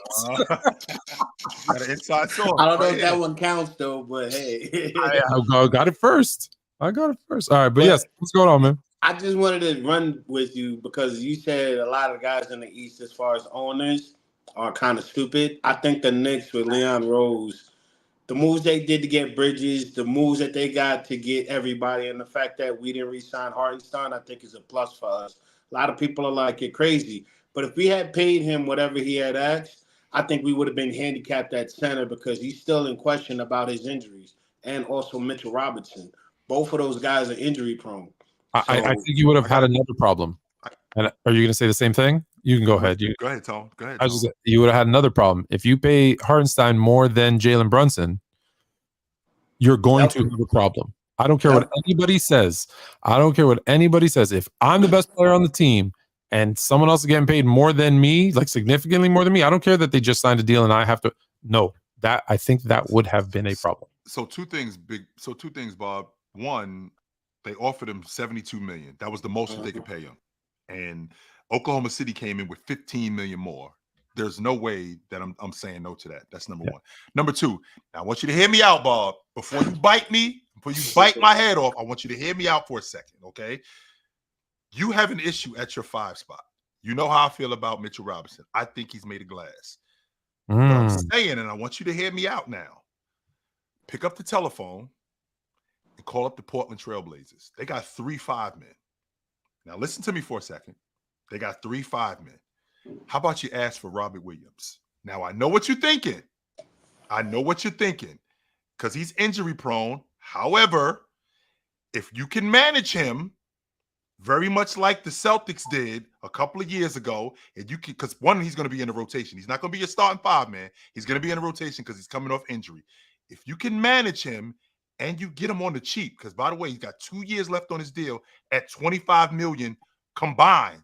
So that's $13 million a season. So you basically get him on the cheap. If you can get him on the cheap and manage him where he can hold up, can you imagine Robert Williams in your lineup? I don't want to, because that to me is the safe bet, because I want Kessler. Let's be real. If I could get Sims, Utah. If I could trade Sims and 2 draft picks, second-round draft picks for Kessler, you think about it, you got Mitchell Robinson and you got Kessler backing him up. Mitchell Robinson goes down, Kessler has been a starter, and as well, you can have him be the main guy. Then you got Hakaporti, a guy we drafted at 58. He played defense against Sar. He's 22 years old. He's a big threat. If Mitchell Robinson goes down, bring in Kessler and then bring up Hakaporto. He's only worth $2.4 million if he's on the roster before January. And on top of that, Kessler is only $3 million. And he's still on his rookie deal with 2 more years left. Right. So I'd rather go for Kessler, get rid of Sims, and go that route, because now if Mitchell goes down, I have a young guy who's going to be backing up at the center, and I have a guy in Kessler who I know is going to still give me the rim protection and the defense I need. Plus, you also have Mikal Bridges and OG who's going to be there. So you don't really need a defensive center like, a big threat. All you need is a guy to get you boards. So but you do need to listen. You keep saying if. I think we know Mitchell Robinson. Look, if for nothing else other than maintenance, he's going to miss some time. Yes. So it's not an if, it's when he's not playing, you have to have someone, because that could derail the whole season, right? Like injuries, you know this. Injuries derailed the Knicks the entire season last year, and obviously in the playoffs. Right. Yep. So be smart this year. Plan for it. Know And that. then if you and you have Kessler, he's a younger contract, $3 million. You could get him for 2 years, still on his rookie deal, and extend him later on. And all the guys that the Knicks have, the oldest one is Julius Randle at 29. So with all the cap space and all the moves we made, I think the Knicks are going to be that team to surprise everyone in Boston next year. So Knicks 55 wins next year if we get Kessler. Just want to say that. Thanks, guys. Yes, sir. Thanks, Bob. Have a good night. Go New York. Go New York. Go. Yeah. The best hat in the business.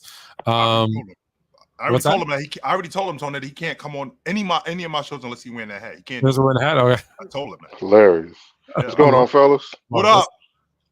Not much. Going back to where Fluent was talking about the East just being terrible GMs. I think me and you talked about this before, Chill. Mm-hmm. I'm unimpressed by free agency so far. Nothing is moving me. I don't care if the Mavericks. Wait. You don't like Chris Paul to the Spurs? No, I do not. No, Fluent, I do not. That's what I was about to ask you, Minor. Is it because it's what you expected, or you just not moved at all? No, I'm not moved at all. There's been no substantial moves by any credible teams. They either pushed them further ahead to where they're actual contenders, or at least pushed them further along in their path to becoming contenders. I don't think the 76ers are any closer. I know the Mavericks aren't any closer. Detroit's not any closer. The only team that you don't think the Sixers are closer? No. Not close. No. Not close. You don't think they're closer? And unless you tell me that Joel Embiid is going to be 100% healthier this year, then no. I'm not impressed by it. As of right now, he's 100% healthy. Are they not closer? No. Really? No. They're at best. What's your motivation with them? Is it because Joel Embiid? Yeah, Joel Embiid breaks down. That's what I'm and now then they added Paul George on top of the team that breaks down as well. So you got two guys that in the last 5 seasons, both of them have missed significant postseason games, not regular season games, postseason games. Paul George missed the whole playoffs last year. He missed. There it is.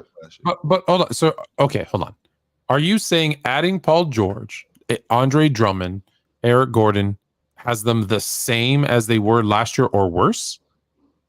I'm saying that there are other teams that, well, it's not other teams. The Knicks got substantially better.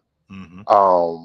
Boston is substantially better. And 76ers, I don't think they made a move to get better. I think they just went lateral. I don't see an improvement.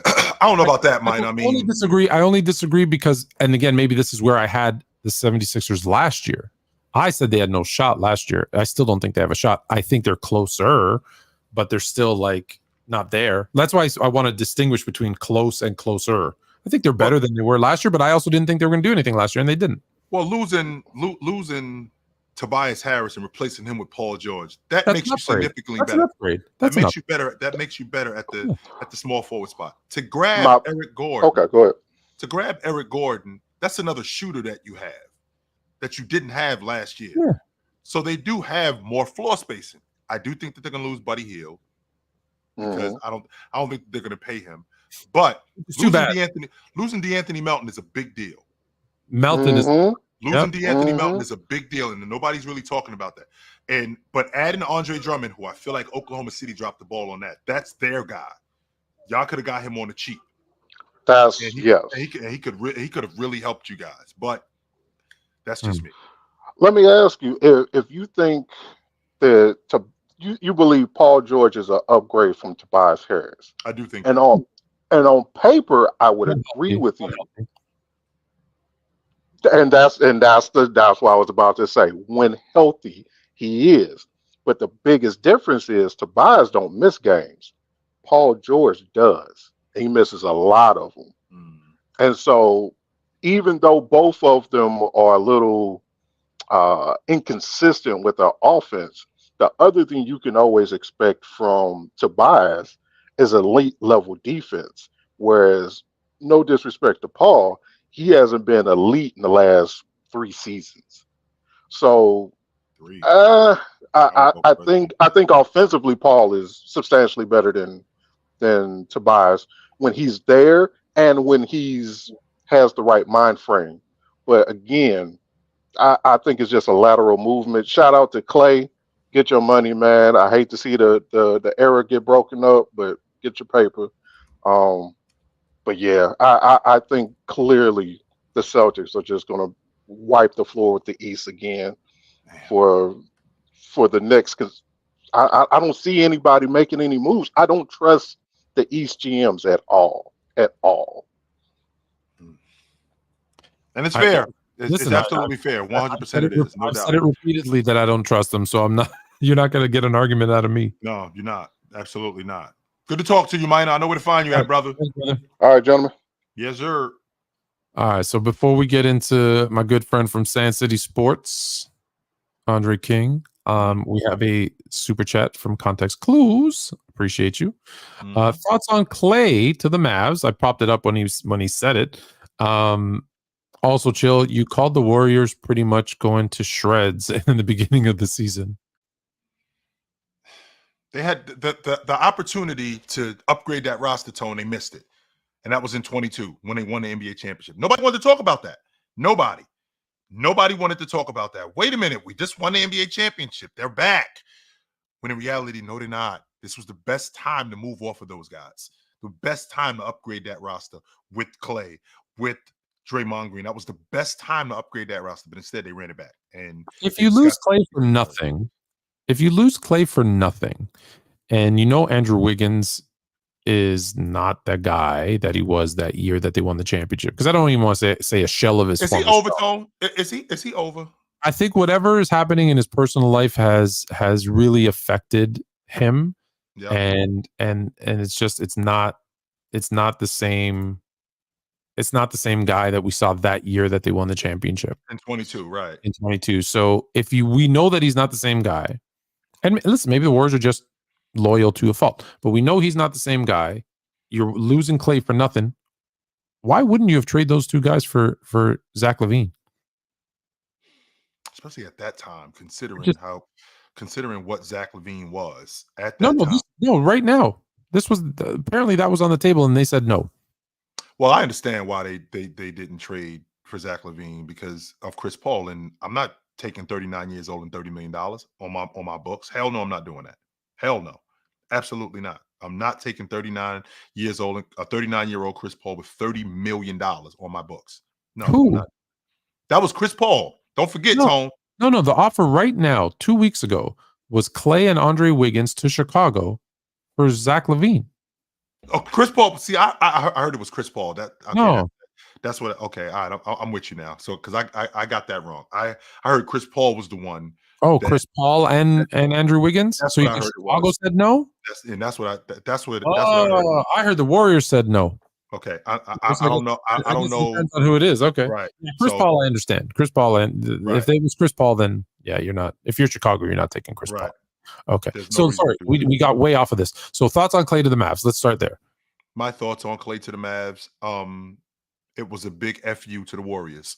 He took the same money, more years, and it wasn't about the style of play. I think that it was about him more than anything, saying that I'm a legacy guy. And with me being a legacy guy, like James Worthy with the Lakers, like Kevin McHale with the Boston Celtics, I'm that with the Golden State Warriors. And you guys should treat me like that. Now, the logic that, well, they already paid him and he got paid for 2 years when he was out. First of all, I got hurt on the job. Let's start there, Tone. Not only did I get hurt on the job, I got hurt on the job and I got hurt again repairing what I hurt when I was on the job. So it wasn't like I was on some jet skis or a motorcycle or some shit like that. No, that wasn't going on. No. So with that being said, I think the deal that they had on the table, that $48 million, is the same money with Dallas, only except it's another year. I think that a deal of I think $75 million, I think that's what he was expecting. And I don't think that the Warriors would have gone that far. And he looked at them like it was disrespect. He was looking for thank you money. Because it's obvious that the Golden State Warriors, even if they end up re-signing him, they're not winning. They're not serious about winning. So with that being said, he was looking for thank you money. We keep the band together. I think the Golden State Warriors was in the top 5 in the league in attendance, not just in attendance, but I think they had the 4th or the 5th most games this season on TV. So now you move him to Dallas, who he's now he's basically going to take Tim Hardaway's spot. With him taking Tim Hardaway's spot, the offense is going to be a little bit different because Clay comes into an offense where there's not a lot of ball movement. There's not a lot of people movement, which that's what it was when he was in Golden State. A lot of action. That's not the case. We got a ball dominant guy in Luka who creates a lot of offense for other people.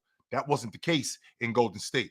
In Golden State, the offense created the shots for Klay Thompson. The offense created the shots for Steph Curry and those guys. Not that Steph Curry's not a shot creator, because he is, but the offense enhanced that. So I don't hate it, but just like Paul George in Philadelphia, you guys see Klay Thompson for something that he's not. He's not what he used to be. And you think that he's still that. And that's what you're going to expect with him being with Luka, and it's not going to happen.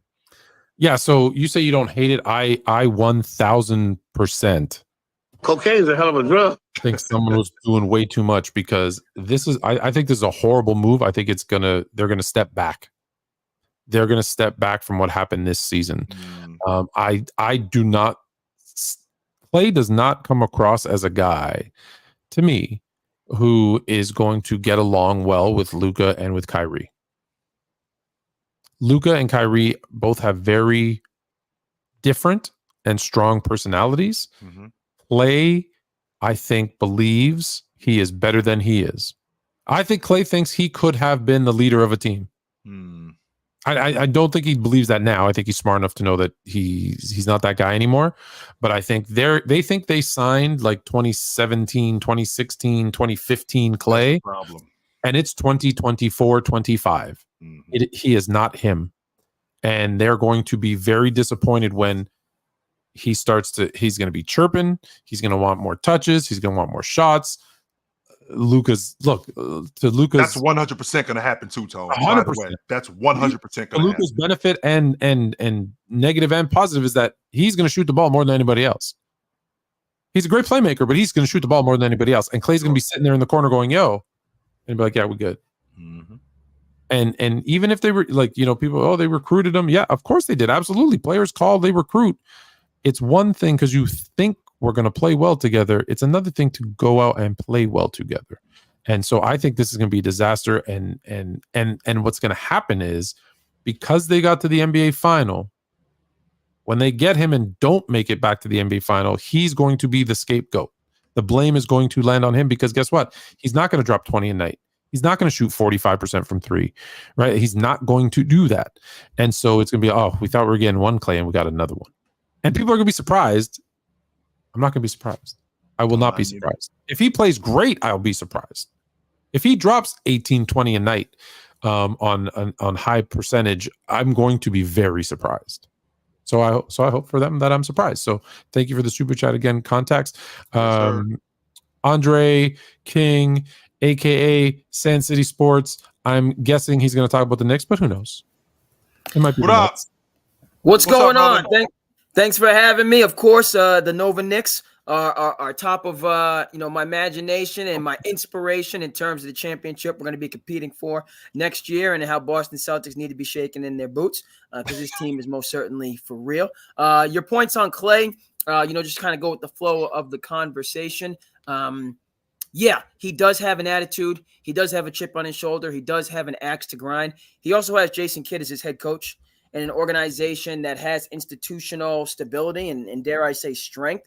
And if Jason Kidd can get through to Kyrie Irving like he did last season. That was the best Kyrie Irving that anybody has ever seen throughout that was the best Kyrie Irving since he left St. Patrick's. He did look shout different. out to New Jersey. Okay, he did look somebody different. who's He did look different That's in Dallas. That's He looked a lot weird. different. Yeah. So 100%. again, born in the great state of New Jersey. Again, moved to the Cape. But we talk about St. Anthony's, the miracle of St. Anthony's. Shout out to the Hurleys and Woj, St. Patrick's, and then St. Benedict's, where Danny Hurley got himself started. My point back to Klay Thompson is Jason Kidd can get through to people. And I think that he'll get through to Klay. And Klay Thompson is absolutely positively perfect for what Dallas does. It's not so much about that Luka and Kyrie hold the ball. They run a drive and kick offense that's just all about threes or layups. That's their entire offense. That's how you got the kid Washington was great because PJ Washington, Grant Williams. Because Grant Williams wanted to act a doggone fool. He's just going to sit in one of those spots and wait for Kyrie or Luka to kick it out to him on the drive or give up a layup. And he's just going to get all these high percentage, just clear shots, which he's capable of hitting. So schematically, it's a great fit. And then you look at what options did Klay have? The Lakers are a dumpster fire. And you talked about it a little bit in the beginning in terms of JJ Redick, who is not prepared. I'm about to mute your mic. You watch. Keep going, Andre. Keep going. He's a Laker guy. Don't worry about that. Keep going, Andre. I'm sorry you're a Laker guy. Yeah, he's a Laker guy. Keep going, Andre. Again, they're going to be very fashionable and trendy, and summer league and whenever Bronny plays, it's going to be a packed house. Full well this team is not prepared to compete in the Western Conference. Never mind with a JJ Redick, and they better hope they get Dwayne Casey, and they better hope they get Jacques Vaughn to come in and fortify that bench, but JJ Redick, and the thing that I want to he's not his first year, it's going to be difficult and challenging. Sure. And as good as he is with the media and going back and forth, he's just parroting what Clutch Sports tells him to about Bronny, because he knows that LeBron James is worse than Joe Jackson. You say one wrong thing about Bronny and you're iced out, he's going to be fired the next day. So, you know what I mean? I just think for Klay, what options did he have? I either go to that circus or I go to a franchise like Dallas where, I can really stick it to Golden State and compete for a championship, which I think, and I do think that, it's never the same in the second iteration. So right now, like when you go through a divorce, you're all upset and angry and you people, you're gonna, and then you get around and you're like, damn, my kids are in another place and I have to rebuild my life. You know what I mean? Then there's like I got to start over again and what the heck's gonna happen. So Tony, to your point, that's gonna happen. You don't know how good something is until, like, Golden State was like the perfect place for him, and he's gonna have to kind of get used to the new environment. And the same thing's gonna be true for Golden State. But I'm really high as I am on Tom Thibodeau, and I Fluent. Do not even think about disrespecting my coach, or I'll jump out of the screen and tackle you like Tibbs. You know what I mean? Don't even have it in your imagination. I'm so happy for my Knicks and what the momentum that we have, but I got a lot of respect for Jason Kidd and what he's done as a coach. And Tony, I'll get the heck off. Thank you for having me. That's my issue with JJ Redick. He didn't pay his dues. Jason Kidd paid his dues to be the coach he is today. He got his opportunities. He wasn't ready. And then he was an assistant with the Lakers for a time. Dallas shouldn't have really gotten rid of Rick Carlisle, but him, and you know what I mean? And then he came in ready. And he's the guy to get through to Luka. Rick Carlisle. To be fair, he did not pay his dues to be the head coach in the Nets. No, he paid his dues after. But it's okay to step back, though, Tone. Yeah, he did. He yes. Let's be clear. So he's in the spot where JJ is right now, though. So is this unfortunately, as a Laker guy, that's why I don't want JJ Redick to realize, oops, and then have to take the step back. Right? He's because he's been given something he hasn't earned. Now, and with Redick, not to just it's just that. To Andre's point, really, really quickly, I want you to keep going, Andre. To your point, the fact that the Knicks have basically transformed themselves into a legit contender, this is great for the league because we know when the NBA is at its best. The Knicks are good. When the Celtics are good, and when the Lakers are good. So this is when the NBA is absolutely at its Oh, we best. need the Lakers to get a little bit better because they're not better than. To be honest with you, Tone, I don't think. And Knicks. The thing about Andre, you two guys, I think that you guys have and I understand why, because being a Boston guy, being a Knicks guy, this glass is not half empty in Los Angeles. They just keep running into Denver. They're a lot better than you guys give them credit for. That's the problem. I like them against a bunch of those other teams. I don't think that this roster needs to be revamped. I don't. This is the first time in a long time I'm going to say the Knicks have a significantly better roster and a significantly better coach than the Lakers. I think that's fair. But to the point, I think that the Lakers, I like their roster. I like the pieces. I like Vanderbilt. You're getting something out of D'Lo. I'm an Austin Reeves fan. I like Rory, what you have for him. It's just that Anthony Davis is never going to be healthy, and LeBron is pushing 40, and then now you have this sideshow with Bronny. You have a sideshow. It's a sideshow with Bronny. But Tony, I do like Connect Four. I do like Connect Four. That's what's keeping LeBron. The reason Bronny is essential, it's not necessarily what he's going to do it keeps the fire burning for LeBron as a father now to keep. That's his inspiration to kind of keep going. But the Lakers as a roster, at some point, you got to allow D'Lo, Austin Reeves. You got to allow these young guys to have more of a place in what you're doing, rather than it just all being LeBron and AD who are a little bit over the hill. Thanks for having me on, folks. Real quick before you go, Andre. 1990-91 St. Anthony Friars, number 2 in the country, undefeated in the state of New Jersey. Starting small forward right here. Starting small. So you played for Bobby Hurley Sr., which means you played at the White Eagle. Starting forward you right here. You played at the White Eagle? Yes, sir. That's the fun fact of the day. I read the Miracle of St. Anthony's changed my worldview. I thought Bobby Hurley Jr. had a silver spoon in his mouth from Duke. No, I had no idea. No, I had no idea. Just so you know, those nights, and I'm gonna let you go, but those nights where we were in White Eagle going at each other on Friday night after 3 hours of going after each other, we had to put up bingo tables because we had to convert it into a bingo hall. So we had to put up bingo tables. The entire hall have to put up bingo tables. So come Monday, come Saturday, the next day when we come back in the gym, we got to take all the bingo tables down and do it again. So St. Anthony's Friar never had a home court. That's why that makes us a good away team. I forgot her name. Sister I forget her name. Sister Allen. Yes. Sister Allen. That made my night. I didn't know that. Okay. We're Goombada now. We're Goombada. Have a good one. Go try it. Good to talk to you, brother. There you go. It's so weird when people are on who know me and they call me Tony. It's still like you call me Tone, and it catches me every time, and it's weird because like very few people call me that. So it's funny in this world, anyways. So I want to end again. How are you for time? I'm good. Good? Yeah. Okay, you took care of that. Quickly, if Bron gets Bronny a ring, that would be insane. It would be actually worse. It would be more than insane. To be honest, Bronny, I'll tell you right now. He comes to the dark side. I will come to the dark side. This dude right here, ladies and gentlemen, he comes to the dark side. I will come. I'm telling y'all right now, he comes to the dark side. I will come to the dark side. Yes, 100%. I will 100%. You'll have me. You'll have me 100%, and no one will listen because if someone switches sides, I know all the good and the bad on the other side, so ain't nobody gonna win that debate. Right. There's someone else waiting, but Fo, give me 1 second. I am going to bring you on. I promise. FOE. I don't know if it's Fo. I'm just saying Fo. It's maybe, who knows?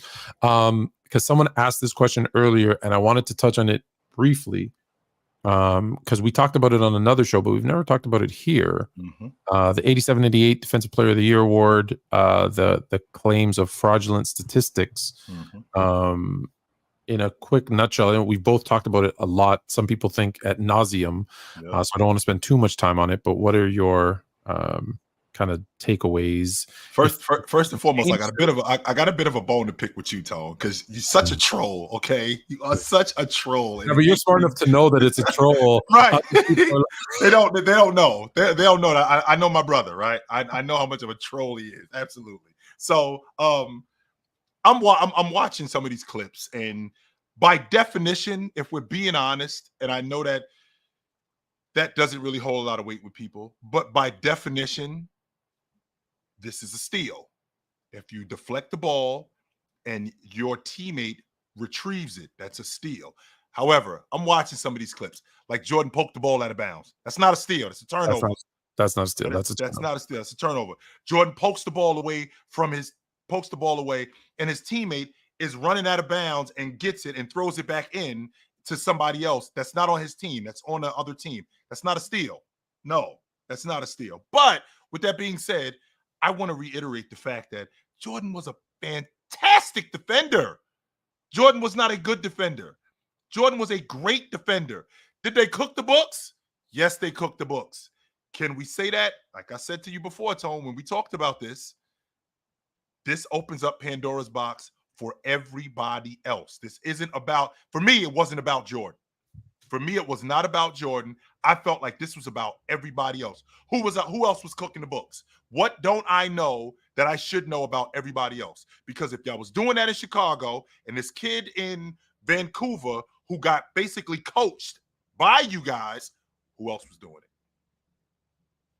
The article was 100% about Jordan. Right. It was 100% about Jordan. It was an attempt to remove his GOAT status. And it was funded by Nick Wright, who is a Clutch Sports employee. So that is very disingenuous. And I'm not going to break it all down here, but in a nutshell, he says people need to be smart and read the article. So when he says this person accused Bob Rosenstein or Rosenberg, whatever his name was, the scorekeeper, they accused him of adding stats to Rodman's rebounds as a Chicago Bull. The next sentence says Rodman, who won the Defensive Player of the Year award with X amount of rebounds in Detroit, and then they bring it back to the Bulls guy, and he said he never did anything wrong.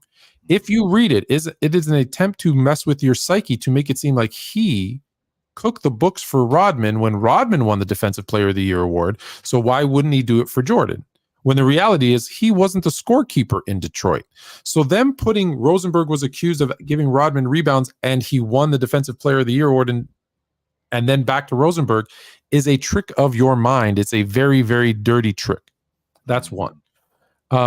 Two, if he is so sure of these games, release them. Let's see it. Let's see it. Let's see it. Because what does everybody say to me? I go, hey, I watched some of the games, and like that Atlanta game, for example, he starts off by saying, here's a clip. There's another mind melt, right? Here's a clip of the NBA saying Jordan has these 10 steals. What an incredible game. Goes right into a description of the Atlanta game and says the Bulls were accredited with 10 steals, but they only had 10 turnovers. And here's what we found. What did everybody say? Go watch the TikToks and the IGs and they all say, how did Jordan have 10 steals if they only had 10 turnovers?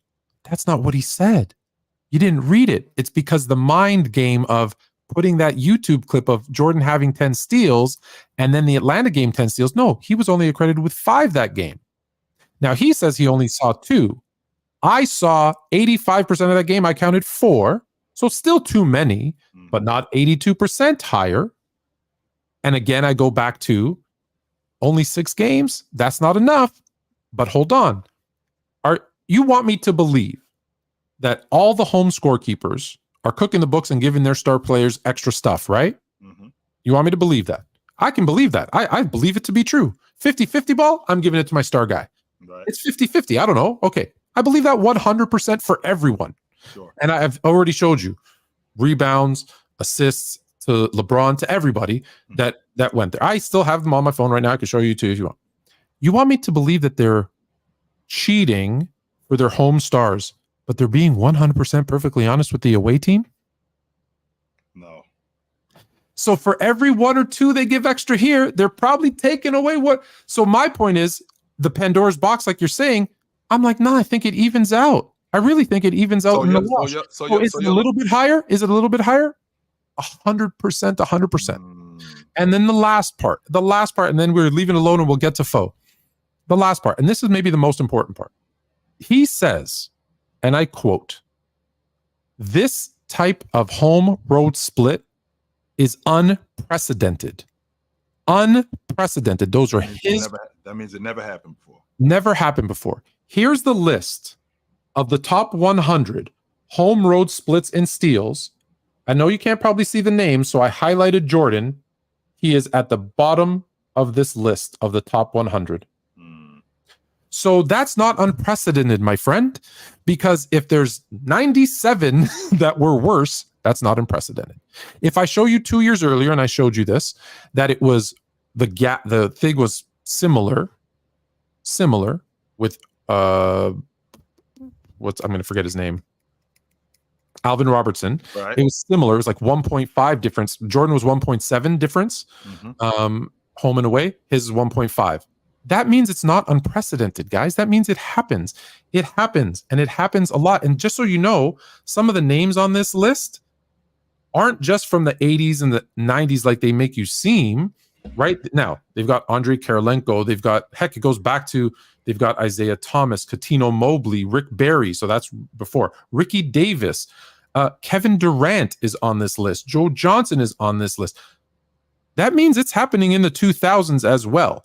So when you do that, it opens up something you don't want to see. And so just for the record, there's this article here written by the incredible Sports Fluent, where we go and we look at 6 of LeBron James games. And guess what we find? What? We find on average 4.2. I round it to 4. 4 points that were off turnovers or off travels that weren't called against LeBron James. That there was 3 extra assists and 2 rebounds. Where, like, Anthony Davis, for example, tips the ball and it goes into LeBron's hand. Do you know who gets that rebound? By rule? James. Wrong. I'm sorry, Anthony Davis, but right, they gave it to James. Right. Well, does that mean that James isn't a 27-7-7 guy? He's a 23-5-4 guy? Maybe. No, it doesn't, because when he was away, the other guy probably took one away from James. So it's evening out. That's what Tone is trying to sell us. Tone is trying to sell us that what I was getting at home, I was getting taken away from on the road. Because that was going on the road, it all evens out. So look, again, are the Stars getting the benefit of the doubt and getting a few more? Yeah, every single one of them, every single year. Yeah. But does that mean that if I go back and look at James, because this is what we did his first MVP season, and we saw that he got extra shots, he didn't deserve his MVP award? No, it doesn't mean that. Do you know Arkham's razor? Do you know what that is? No, I don't. It's a philosophy. It's not. It's a term that people use for this when you're faced with a complex problem. That in most situations, it's the most simplest answer. And the most simplest answer isn't the league was out to give Jordan the Defensive Player of the Year award. It was human error. It was a little hometown biased home cooking, and it happens. That's the most simplest. They cooked the books. Let's call it what it is. They was cooking the books. So what? And they was doing it with everybody. So what up, Bo? What's going on, brother? Let's bring on Mo. I appreciate it, bro. What's going on, y'all? What's going on, y'all? Salute. Love the show, man. You're going to love my article, by the way. I'm going to send it to you, Jay, once it's published. I salute, chill. I told you I'm going to be back at the Tatum got that joint for the city. You hear me? I tell you I'm going to come back on here. And what I still got to listen to? What do I still have to listen to? Yo, Jaylen Brown Jaylen Brown, baby. Jaylen Brown won the Eastern Conference Finals MVP. Jaylen Brown is the better player. I still got to listen to the goofy logic, even though they won the NBA championship, something that all of y'all was hoping that he couldn't do. All of y'all hoped that he couldn't do it. Wait, except he did do it. MVP the best player? Here we go. See? And when in reality, that's just not true. No, that's not true, unfortunately. Because Cedric Maxwell you're telling me Iggy wasn't better than Steph? Iggy is not better than Steph. Cedric Maxwell is not better than Bird. But like 2 games, bro. It was like 2 games. Come on, man. Chauncey Billups is not better than Kobe Bryant. No, he wasn't. Chauncey Billups was not better than Kobe Bryant. Let's chill out. Please, let's chill out. That's not going on. And on top of that, the fact that he did everything that he did. When's the last time we had a team? And I'm going to bring up some numbers. Real simple. When was the last time we had an NBA champ who led the team in points, rebounds, and assists and wasn't the best player? When that ever happened? When LeBron did it, Kyrie was the best player. Give me a break, man.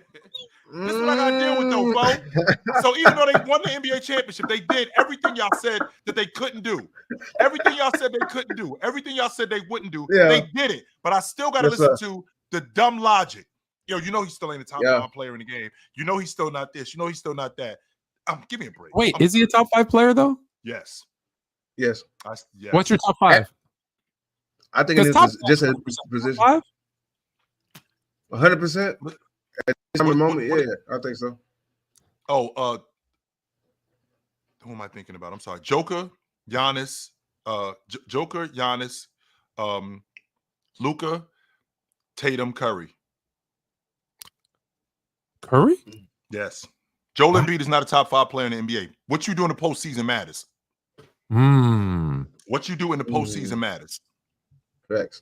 And I'm not buying that whole, well, he without injury. Yeah, we said the same thing about Kawhi Leonard. We've been saying this about Kawhi Leonard for the last 4 or 5 years. How many times? I mean, when I hear that, what I keep hearing when I hear that is, remember that little kid on social media, which you keep hearing, tomorrow. That's what I keep hearing when I think about Kawhi Leonard. Tomorrow. All right, enough already. When are you going to hold up? Same thing with Joel Embiid. Tomorrow. Yo, when are you going to hold up? When are you going to take this team to where I think you can take them to? Because the quote unquote better basketball players get outplayed. Better basketball players get outplayed all the time. That happens. So when Jason Tatum, who's been routinely deep into the playoffs and now does what you said he couldn't do at the level you said he couldn't do it, now he's there, which I was still hollering about Jason Tatum being a top 5 player before they won an NBA championship. And now they are. He's still not. I'm good.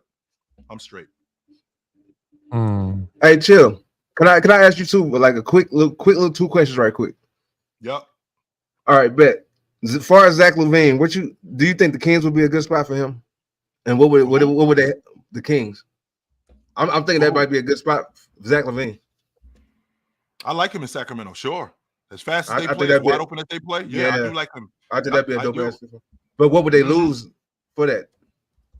They might have to give up Keegan Murray. They might have to give up Keegan Murray for that. And I don't think they're down to do that. They're not doing that. I think Herter, but I think Herter's a great fit for them. I don't think that if they lose, that would hurt like a lot of the 3-point shooting. Plus, he's pretty, you know what I'm saying, dependable.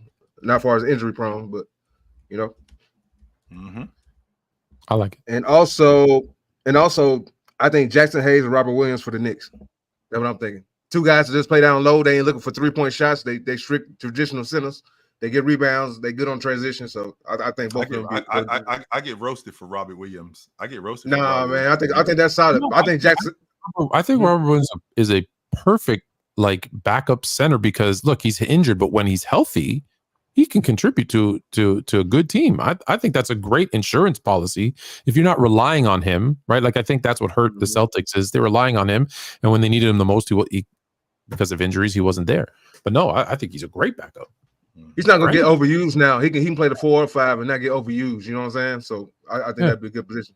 And like I said, Jackson Hayes, I just think of him for his agility and length. I think, and he doesn't, like I said, he don't 3-point hunt. So I think that'd be a good move for them guys, where everybody can get wide and he just offensive rebound, and it'll be a good move for them. I think, personally. So yeah, absolutely, appreciate it, man. Fofo, I appreciate y'all. Yes, sir. World champs, baby. Champs. They did it. They did it. What y'all said that they couldn't do, they did it. That's right. Can they do it again? Here we go. Is the question. Here we go. Can they do it again? So I'm going to leave you with, can they do it again? Because that's really the only question now, because they did it. They already did it. At the beginning of next year, no one's going to remember that they did it. Yes, they are. There's a reason why you're going to be on TV more. There's a reason why, the Denver Nuggets proved that. The Celtics be on TV more. Yes, they could be on TV more. But the Denver Nuggets proved that when Mike Malone said, yo, we got fatigue because teams was coming at us harder than they would have. And the reason why is because they won the NBA championship. That's part of it. So we will see you guys. Y'all know where to find us at. If we're not here, we're on TikTok. You know where to find us every Tuesday night. Me and my man, Tony Tone. We do this every week. Until then, put on a suit, drink water, don't drink and drive. Hey, man, call your mother. When last time you talked to your mother? Call your mother. We will see you soon. But until then, take it light, but take it.